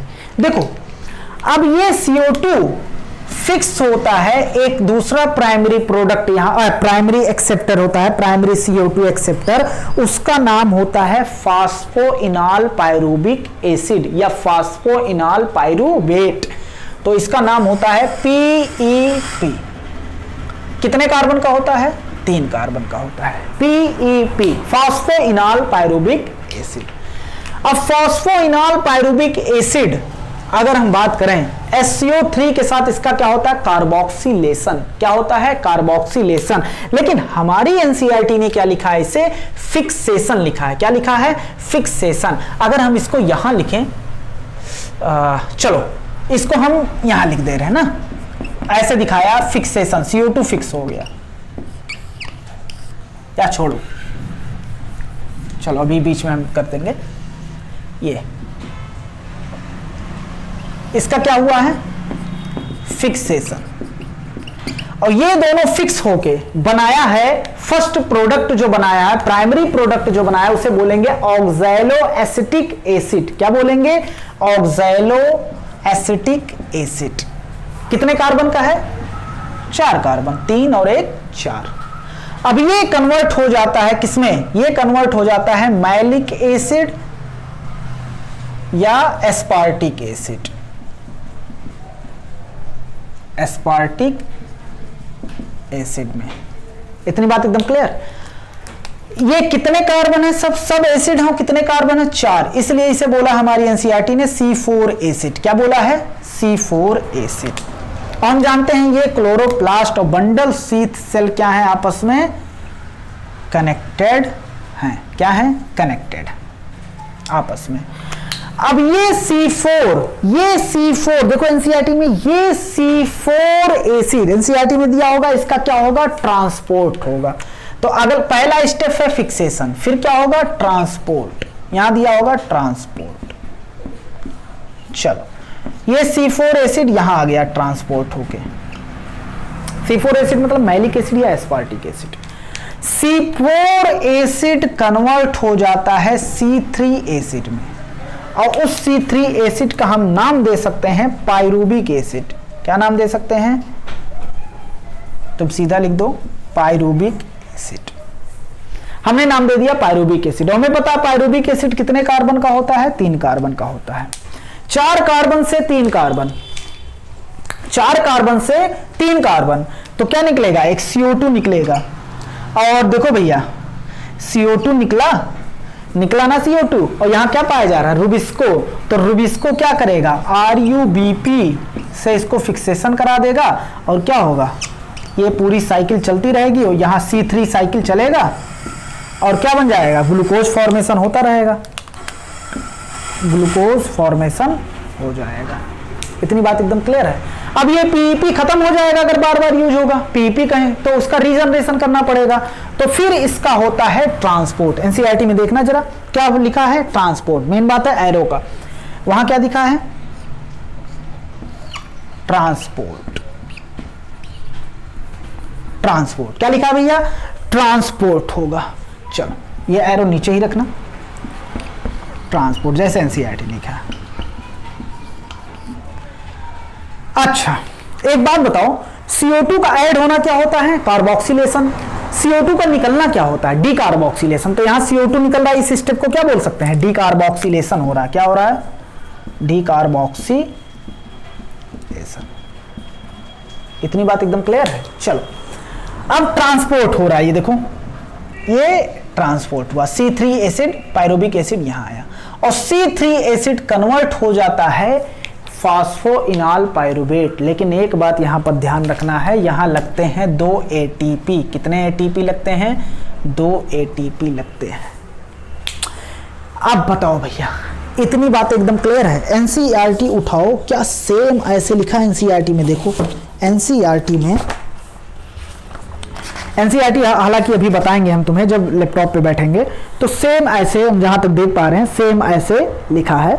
अब आओ देखते हैं, चलो हाँ चलो लास्ट पे पहुंच चुके हैं हम, ये खत्म हो गया। तो देखना, अब आओ एक बार रिवाइज कर लेते हैं। खत्म मतलब भी कुछ बताना है इसके बारे में। एक बात बताओ, एटमॉस्फेरिक CO2 आया, वो किसके साथ बाइंड किया, H2O वाटर के साथ, और क्या बनाया, कार्बोनिक एसिड, H+ उससे निकला, और ये क्या हुआ, SCO3-, वो किसके साथ फिक्स हो गया, PEP के साथ फिक्स हो गया, फास्फोइनाल पायरुवेट। और क्या फिक्सेशन इनका हुआ, ऑक्सैलो एसिटिक एसिड बना। फर्स्ट प्रोडक्ट क्या है, ऑक्सैलो एसिटिक एसिड। अब उसके बाद क्या बना, मैलिक एसिड, ये कन्वर्ट हो गया मैलिक या एस्पार्टिक एसिड में। अब ये C4 एसिड, 4 कार्बन का है, C4 एसिड ट्रांसपोर्ट हो गया, किसमें आ गया, बंडल सी सेल में आ गया। बंडल सी सेल में पेप्टिकेज नहीं, रुबिस्को पाया जा रहा है। और ये क्या हो गया, अब ये क्या हो गया, CO2 निकला। अब C4 एसिड कन्वर्ट हो गया C3 एसिड में। अब यहाँ CO2 निकला, CO2 फिर से वो रुबिस्को की प्रेजेंस में ये क्या हो गया, C3 साइकिल चलाने लगा, ग्लूकोज बनने लगा, और ये C3 एसिड ट्रांसपोर्ट हो गया, 2 ATP लगा, और किसमें कन्वर्ट हो गया भैया, 2 ATP का यूज करके 2 ATP यूज हुआ है, यहाँ किसमें ये कन्वर्ट हो गया, फास्फोइनाल पायरुवेट में। किसमें कन्वर्ट हो गया, फास्फोइनाल पायरुवेट। ये है C4 पाथवे। क्या है, C4 पाथवे। अब C4 पाथवे में भी ग्लूकोज का फॉर्मेशन हुआ, यहां फोटो रेस्पिरेशन नहीं हो सकता, नेग्लेक्जिबल है, लगभग ना के बराबर। पूछो क्यों, क्योंकि यहां बाहर जो डायरेक्ट इन्वायरमेंट के कांटेक्ट में था, जो डायरेक्ट इन्वायरमेंट के कांटेक्ट में था, जो O2 ले सकता था, O2 ले लेगा। ये क्या करेगा भैया, O2 लेके, जब यहां पर क्या नहीं है, यहां पर रुबिस्को है ही नहीं। और पेप्टिकेज कहा भैया, हम तो दो तरफे इंसान नहीं हैं, हम तो दो मुंह वाले इंसान नहीं, हम तो साथ देंगे तो CO2 का, भले CO2 कम होगा तो ये CO2 को पकड़ेगा। और उसके बाद देखो O2 क्या होगा, O2 मान लो इस रास्ते से यहां आना चाहे तो कहेगा भूल गए क्या, ये इस रास्ते से मान लो यहां आना चाहे तो कहेगा भूल गए क्या, हमें क्या कहेगा, हम थिक वॉल हैं, हम तुम्हें अंदर नहीं आने देंगे। अब ये जो CO2 बना वो हो सकता है बाहर निकलना चाहे कि हम भैया तुम रुबिस्को तुम RUBP से नहीं बाइंड करेंगे, बाहर निकल जाएंगे। आप भूल गए क्या, हम क्या हैं, हम हैं इम्परवियस है, मतलब इम्परमिएबल, तुम्हें एक्सचेंज होने नहीं देंगे। इतनी बात एकदम समझ गए। चलो अब देखना भैया, अब आगे बढ़ते हैं। तो यहां खत्म हो गया क्या, C4 एसिड। क्वेश्चन सुनो, पूछ लेगा C4 में बताओ टोटल। अच्छा ये यहां देखो, C4 साइकिल हो चाहे C3 साइकिल हो, C3 साइकिल हो, दोनों में C3 साइकिल चलता है, चाहे C4 प्लांट हो चाहे C3 प्लांट हो, दोनों में C3 साइकिल चलता है। और C3 साइकिल देखो, C4 साइकिल में क्या है, C3 साइकिल चल रहा है, तभी क्या बन रहा है, ग्लूकोज बन रहा है। क्या बन रहा है, ग्लूकोज। तो इसीलिए बोला जाता है C3 पाथवे जो होता है, ये C3 पाथवे जो होता है बेसिक पाथवे होता है, बेसिक पाथवे होता है। किस लिए, फॉर शुगर सिंथेसिस, शुगर के सिंथेसिस के लिए, चाहे वो प्लांट C3 हो चाहे वो प्लांट C4 प्लांट हो। C3 साइकिल सब में पाया जाएगा। C3 साइकिल चला ही नहीं तो शुगर बनेगा नहीं। एक ही तरीका है शुगर बनाने का, वो भी C3 साइकिल। इतनी बात एकदम क्लियर है। तो इसे क्या बोला जाता है, बेसिक पाथवे होता है, चाहे तुम C3 की बात करो चाहे तुम C4। इसीलिए हम कहना चाह रहे थे अगर केवल C3 पाथवे पाया गया तो उस प्लांट को C3 प्लांट बोलेंगे, अगर C3 C4 दोनों पाया गया तो उसे क्या बोलेंगे, C4 प्लांट बोलेंगे। इतनी बात एकदम क्लियर है। चलो अब पूछ ले, C4 प्लांट में बताओ टोटल ATP एंड NADPH बताओ तो कितने यूज्ड हुए। तो अब देखो भैया यहां पर क्वेश्चन पूछा जा सकता है। तो हमें पता है C4 प्लांट में 2 साइकिल चलता है, एक C4 साइकिल एक C3 साइकिल। C3 साइकिल में हमें पता है 18 ATP लगते हैं और 12 NADPH लगते हैं, जिसमें से एक ग्लूकोज बनाने के लिए 6 बार साइकिल चलानी पड़ेगी। तो 6 बार में क्या होगा, एक बार में 3 लगता है और 2 किसमें लगता है, 2 लगता है रिडक्शन में, 1 लगता है रीजनरेशन में, और 12 NADPH जो लगता है वो किसमें लगता है, रीजनरेशन में। टोटल 6 बार चलाने पर अब देखो तो ये हो गया 18 ATP, लेकिन इसमें C4 साइकिल भी है और C4 ये है C3 साइकिल का, क्या है, C3 साइकिल का। लेकिन अगर C4 पूछ ले तो यहां पर 2 ATP और यूज हो रहा है। देखो 2 ATP और यूज हो रहा है कि नहीं, एक बार साइकिल चलेगा तो 2 ATP यूज हो रहा है। तो ग्लूकोज बनाने के लिए कितनी बार साइकिल चलानी पड़ेगी, 6 बार। तो 6 बार साइकिल चलाएंगे तो कितने ATP लगेंगे, 12 ATP। तो टोटल कितने हो गए, 12 और 18, 12 प्लस 18 कितने हो गए, 30 ATP C4 साइकिल में यूज होता है। और कितने NADPH, इसमें तो NADPH कोई है नहीं, नेट NADPH कोई नहीं है। तो NADPH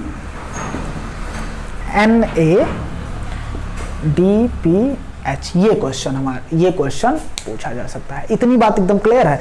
अब हमारे दिमाग में क्वेश्चन आ सकता है कि भैया ये बताओ, हमारे दिमाग में क्वेश्चन आ सकता है कि ये बताओ कि ये जो होता है इसमें 30 ATP लग रहा है और उसमें 18 ATP लग रहा है C3 में, ज्यादा ATP तो किसमें लग रहा है, ज्यादा ATP तो C4 पाथवे में लग रहा है ना। तो ये कैसे अच्छा बेटर कैसे हुआ, ये बेटर माना जाता है, बेटर फोटोसिंथेटिक पाथवे होता है ये।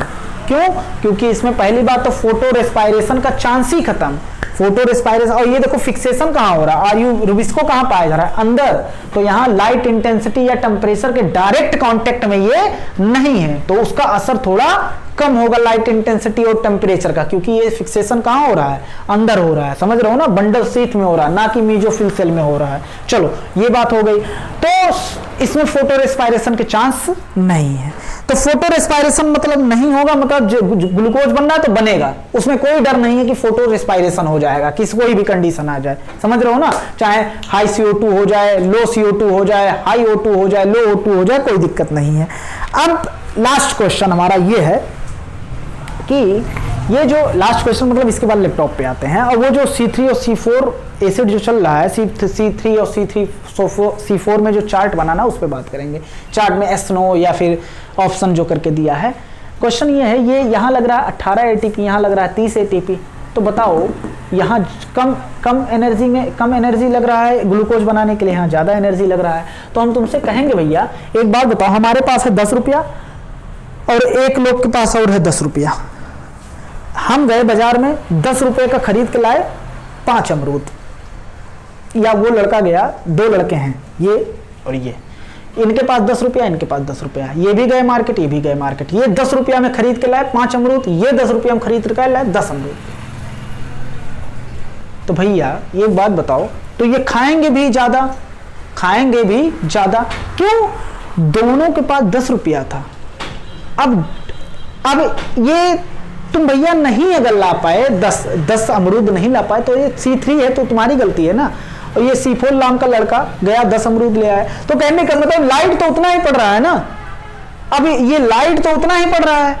अब ये उस लाइट में क्या हुआ, उस लाइट में क्या हुआ, 18 ATP बनाकर यूज कर लिए और ये 30 ATP बनाकर यूज कर लिए, तो लाइट तो उतनी ही मिली, लाइट रिएक्शन तो चल ही रही थी। चल ये बात हो गई। उसके बाद ये बात बताओ, छोड़ो, इतनी बात समझ में आई। अब बात करते हैं, सीधा लैपटॉप वाले प्रोसेस पे आते हैं। चलो ये टेबल देख लेते हैं। इसमें देखो पहले से हमने मार्क किया है, एक तरफ दिया कैरेक्टरिस्टिक दिया है, दूसरी तरफ दिया है C3 प्लांट और इधर दिया है C4 प्लांट और यहाँ दिया है चूज फ्रॉम। मतलब ये ऑप्शन है कौन सा इसमें से C3, तीन ऑप्शन हमारे पास दिए हैं, इसमें चूज करना कौन सा C3 प्लांट है कौन सा C4 प्लांट के लिए। तो ये टेबल नंबर 13.1 13वें चैप्टर का पहला टेबल है, इसको चलो फिलअप करते हैं। कह रहा है स्टार्ट करते हैं, डिफरेंस देखना है C3 और C4 प्लांट में। कह रहा है cell type in which Calvin cycle, मतलब C3 cycle takes place. C3 cycle किसमें चलता है? तो देखो C3 प्लांट में जो होता है, C3 प्लांट में जो होता है वो किसमें चलता है? C3 प्लांट में कहां गए भाई? हाँ C3 प्लांट में, और ये है C4 प्लांट। C3 प्लांट में देखो मीजोफिल सेल में चलता है, किसमें चलता है? Mesophyll cell. जबकि जब हमने C4 प्लांट बताया था तो वहां C3 साइकिल कहां चलेगा? वहां चलता है बंडल शीथ में, BSC बंडल शीथ सेल। चलो अब कह रहा है cell type in which initial carboxylation, सबसे पहले कार्बोक्सिलेशन कहां होता है? तो दोनों में, इसमें भी C3 में मीजोफिल सेल में हुआ था और उसके बाद जो होता है इसमें भी मीजोफिल सेल में होगा। हालांकि इसमें मीजोफिल सेल में क्या होगा? ग्लूकोज बन जाएगा, इसमें मीजोफिल सेल में ग्लूकोज नहीं बनेगा। अब उसके बाद कह रहा है how many cell type does leaf have that fix CO2? CO2 को फिक्स करने के लिए C3 प्लांट में कितने सेल चाहिए? एक, वो भी कौन सा? Mesophyll cell. और उसके बाद कह रहा C4 में क्या चाहिए? C4 में दो चाहिए, कौन कौन सा? एक होता है MSC मीजोफिल सेल जिसमें पेप्केज पाया जाता है, दूसरा है बंडल शीथ सेल जिसमें केल्विन साइकिल चलता है। दोनों मिला के क्या होते हैं? दोनों मिलके क्या बनाते हैं?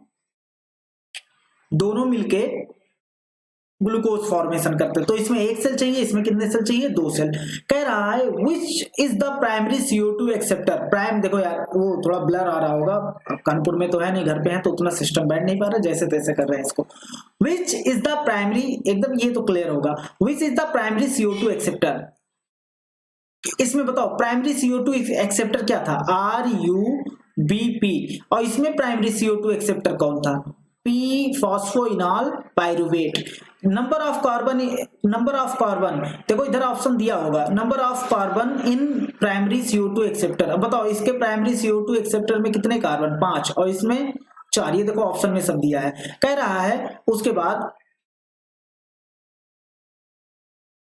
ज्यादा ऊपर चला गया, हाँ कह रहा है which is the primary CO2 fixation product. अगर RUBP के साथ CO2 फिक्स होता है तो वहां क्या होता है? फॉस्फोग्लिसरिक एसिड बनता है। और इसका प्राइमरी प्रोडक्ट क्या होता है? Oxalo acetic acid. अगर पूछ ले फाइनल प्रोडक्ट दोनों का तो फाइनल प्रोडक्ट तो भैया ग्लूकोज होगा, चाहे C3 हो चाहे C4 हो। अब कह रहा number of carbon in primary fixation product, ये जो PGA है प्राइमरी फिक्सेशन प्रोडक्ट या ऑक्सैलो एसिटिक एसिड है, इसमें कितने कार्बन होते हैं? तो इसमें 3 कार्बन होगा और इसमें कितना होगा? 4 कार्बन होगा। कह रहा डज प्लांट हैव रुबिस्को, क्या प्लांट के पास रुबिस्को होता है? बिल्कुल, इसके पास भी होता है, इसके पास मीजोफिल सेल में होता है, इसके पास बंडल शीथ सेल में होता है, दोनों में होता है। उसके बाद कह रहा है डज प्लांट हैव पेप्केज, यहां हम NCERT के हिसाब से लिख दे रहे हैं नो, पेप्केज C3 में नहीं पाया जाता है, जबकि C4 में जो होता है वो क्या होता है? पेप्केज S पाया जाता है। C4 में पेप्केज पाया जाता है, वो भी कहां? मीजोफिल सेल में। उसके बाद कह रहा है which cell in plant have rubisco, किसमें रुबिस्को पाया जाता है? भैया दोनों में रुबिस्को पाया जाता है, इसमें भी और इसमें भी पाया जाता है। ओ हाँ चलो S कह रहा है, इसमें सेल पूछा है, ऊपर तो पूछ ही लिया था। किसमें पाया जाता है? इसमें पाया जाता है मीजोफिल सेल में और इसमें पाया जाता है बंडल शीथ सेल में। कहां पाया जाता है? बंडल शीथ सेल में। उसके बाद कह रहा है CO2 fixation under high light condition, ज्यादा लाइट कंडीशन में क्या होगा? CO2 फिक्सेशन होगा। CO2 fixation rate high light condition में C3 प्लांट में जो होगा वो लो नहीं लिख सकते, मीडियम लिख देंगे। क्या लिख देंगे? मीडियम। और उसके बाद जो होगा इसमें जो होगा क्या होगा? इसमें अगर CO2 फिक्सेशन हाई लाइट है तो क्या होगा? इसमें हाई होगा। C4 क्योंकि ये क्या है? ये टोलरेट कर सकता है हाईलाइट को। उसके बाद कह रहा वेदर, अब देखो इधर देखना, एक तरीका हम तुम्हें बता रहे हैं। एक बात बताओ, ये जो, अरे यार ये जो फोटो रेस्पायरेशन है, देखो एक तरीका हमसे सीखो। ये जो हाँ ये जो फोटो रेस्पायरेशन है, बताओ C4 प्लांट में होगा? फोटो रेस्पायरेशन से रिलेटेड कुछ भी बात है, फोटो रेस्पायरेशन C4 में नहीं होगा। तो जहां जहां फोटो रेस्पायरेशन वहां नेग्लेक्जिबल लिख दो, ना के बराबर, क्योंकि फोटो रेस्पायरेशन नहीं होगा तो उससे रिलेटेड भी कुछ नहीं होगा, नेग्लेक्जिबल लिख रहे हैं हम। इधर देखो, इधर भी क्या होगा? नेग्लेक्जिबल। इतनी बात एकदम क्लियर है? चलो अब कह रहा, अब एक एक करके पढ़ते हैं। कह रहा whether photo respiration is present at low light intensity, अगर लो लाइट इंटेंसिटी होगी, क्या होगी? Low light intensity. अगर लो लाइट इंटेंसिटी है तो photo respiration high light intensity में होता, C3 में, इसमें तो होगा नहीं, नेग्लेक्जिबल लगा दिया पहले से ही। Whether photo respiration is present, क्या फोटो रेस्पायरेशन होगा हाई लाइट इंटेंसिटी में? भैया हाई होगा, फोटो रेस्पायरेशन क्या होगा? हाई होगा। उसके बाद कह रहा whether photo respiration would be low CO2 concentration, बिल्कुल CO2 कॉन्सेंट्रेशन कम रहेगा तब भी हाई होगा फोटो रेस्पायरेशन। वेदर, और इसमें इससे कोई मतलब नहीं है, फोटो रेस्पायरेशन जब यहाँ होता ही नहीं तो सब में हमने नेग्लेक्जिबल लगा दिया। उसके बाद कह रहा whether photo respiration would be present at high CO2 concentration, जब हाई CO2 कॉन्सेंट्रेशन रहेगा तो O2 बाइंड नहीं कर पाएगा सही से, तो क्या होगा? यहाँ नेग्लेक्जिबल, फोटो रेस्पायरेशन नहीं हो पाएगा। टेम्परेचर ऑप्टिमम बेस्ट टेम्परेचर पूछा है, इसमें लिख देना 20 से 25 डिग्री सेल्सियस, और इसमें लिख देना हाई टेम्परेचर है ये तो 30 से 40 डिग्री सेल्सियस। अब कुछ एग्जाम्पल तुमसे पूछ लेगा तो इसमें लिख देना व्हीट एंड राइस, जबकि इसमें लिख देना मेज, शुगर केन और सोरगम। ये इसके एग्जाम्पल हो गए। इतनी बात एकदम क्लियर है? चलो अब इसको देख लो जल्दी से, इसको रटना नहीं है, इसको कॉन्सेप्ट से समझना है।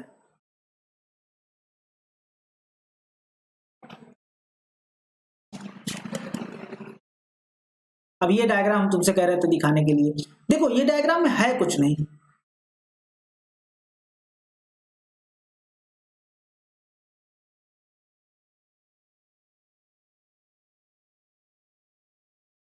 देखो इसमें क्या है, एटमॉस्फेरिक CO2 आया, अब CO2 बाइंड करेगा H2O के साथ, कार्बोनिक एसिड बनाएगा H2CO3, और वहां से H+ निकल जाएगा तो CO3- ये P फास्फोइनॉल पाइरुवेट से क्या हुआ? पहले फिक्सेशन हुआ, फिर C4 acid oxalo acetic acid बनेगा, कन्वर्ट हो सकता है मैलिक या एस्पार्टिक एसिड में, फिर इसका ट्रांसपोर्ट, देखो ट्रांसपोर्ट हो रहा है, ये देखो दो कनेक्टेड है, bundle mesophyll cell bundle cell connected आपस में प्लाज्मोडेस मेटल कनेक्शन द्वारा। उसके बाद C4 सीड यहाँ आ गया, इसका डिकार्बोक्सिलेशन हुआ, मतलब और डिकार्बोक्सिलेशन के दौरान CO2 निकला, इसका फिक्सेशन हो गया। उसके बाद C3 एसिड ट्रांसपोर्ट होकर यहाँ गया, उसके बाद रीजनरेशन फिर से किसमें हो गया? PEP में हो गया। इतनी बात एकदम क्लियर है। बाहर की तरफ सेल वॉल, उसके अंदर क्या है? प्लाज्मा मेम्ब्रेन, ये मेसोफिल सेल है, ये बंडल सेल है। चलो आगे बढ़ते हैं और एक दो डायग्राम देख लेते हैं। फोटो रेस्पायरेशन का डायग्राम नहीं दिया, वो बाहर हमने पढ़ाया थोड़ा सा, अब यहाँ ये सब तो लिखा दिए हैं तुम्हें। ये डायग्राम देख लेना, हमने थोड़ा ज्यादा पढ़ाया है इसमें, थोड़ा क्या मतलब जितना क्वेश्चन आने भर का है वो पढ़ा है, ज्यादा वादा कुछ नहीं है। देखो इसमें कह रहा है अब RUBP जो है, RUBP फिक्स हो रहा है CO2 के साथ, H2O भी लगेगा, जाहिर सी बात है। उसके बाद जो होता है ये क्या हो गया? कार्बोक्सिलेशन हो गया। कार्बोक्सिलेशन देखो यहाँ एरो का मतलब है, यहाँ बहुत सारे स्टेप हैं, समझ रहे हो ना, इतने एरो का मतलब है। तो अब कह रहा है क्या हुआ? कार्बोक्सिलेशन द्वारा क्या हुआ? 3-फॉस्फोग्लिसरिक एसिड बना। क्या बना? 3-फॉस्फोग्लिसरिक एसिड फर्स्ट प्रोडक्ट बना। क्या बना? फर्स्ट प्रोडक्ट, यहाँ एरो मिला दे रहे हैं, फर्स्ट प्रोडक्ट बना। उसके बाद क्या हुआ? फर्स्ट प्रोडक्ट क्या बना? 3-फॉस्फोग्लिसरिक एसिड। अब देखो यहाँ डायरेक्ट दिखा दिया है, 3-फॉस्फोग्लिसरिक एसिड से ट्रायोज फॉस्फेट बन गया, जबकि हमने क्या बताया था 1,3-फॉस्फोग्लिसरिक एसिड बनेगा, उसके ग्लिसरेट लिखा है 1 तो चाहे ग्लिसरिक एसिड लिख दो चाहे ग्लिसरेट लिख दो। उसके बाद हमने बताया था फॉस्फेट निकलेगा, फिर क्या बनेगा? फॉस्फेट निकलेगा, उसके बाद जो होगा उसका रिडक्शन होगा तो क्या बनेगा? ग्लिसरल्डिहाइड बनेगा। देखो सीधा यहाँ ग्लिसरल्डिहाइड ना देखे ट्रायोज फॉस्फेट दे दिया। हमने बोला था 3-फॉस्फोग्लिसरल्डिहाइड को क्या बोलेंगे? Triose phosphate. यहाँ एक ATP यूज हो रहा है, एक NADH यूज हो रहा है। ATP किसमें टूटेगा? ADP में। और यहाँ क्या निकल गया? इनऑर्गेनिक फॉस्फेट और NADP प्लस निकल गया। इतनी बात एकदम क्लियर है। उसके बाद इसका क्या हुआ? रिडक्शन। यहाँ देखो बहुत कम करके लिखा है। उसके बाद ट्रायोज फॉस्फेट को डायरेक्ट रीजनरेशन कर दिया RUBP में। देखो रीजनरेशन कर दिया, यहाँ ATP टूटेगा, जबकि हम पूरा पढ़ा चुके हैं। इतनी बात एकदम क्लियर है। तो हम इस वीडियो को अपलोड कर देंगे, तुम देख लेना। धन्यवाद।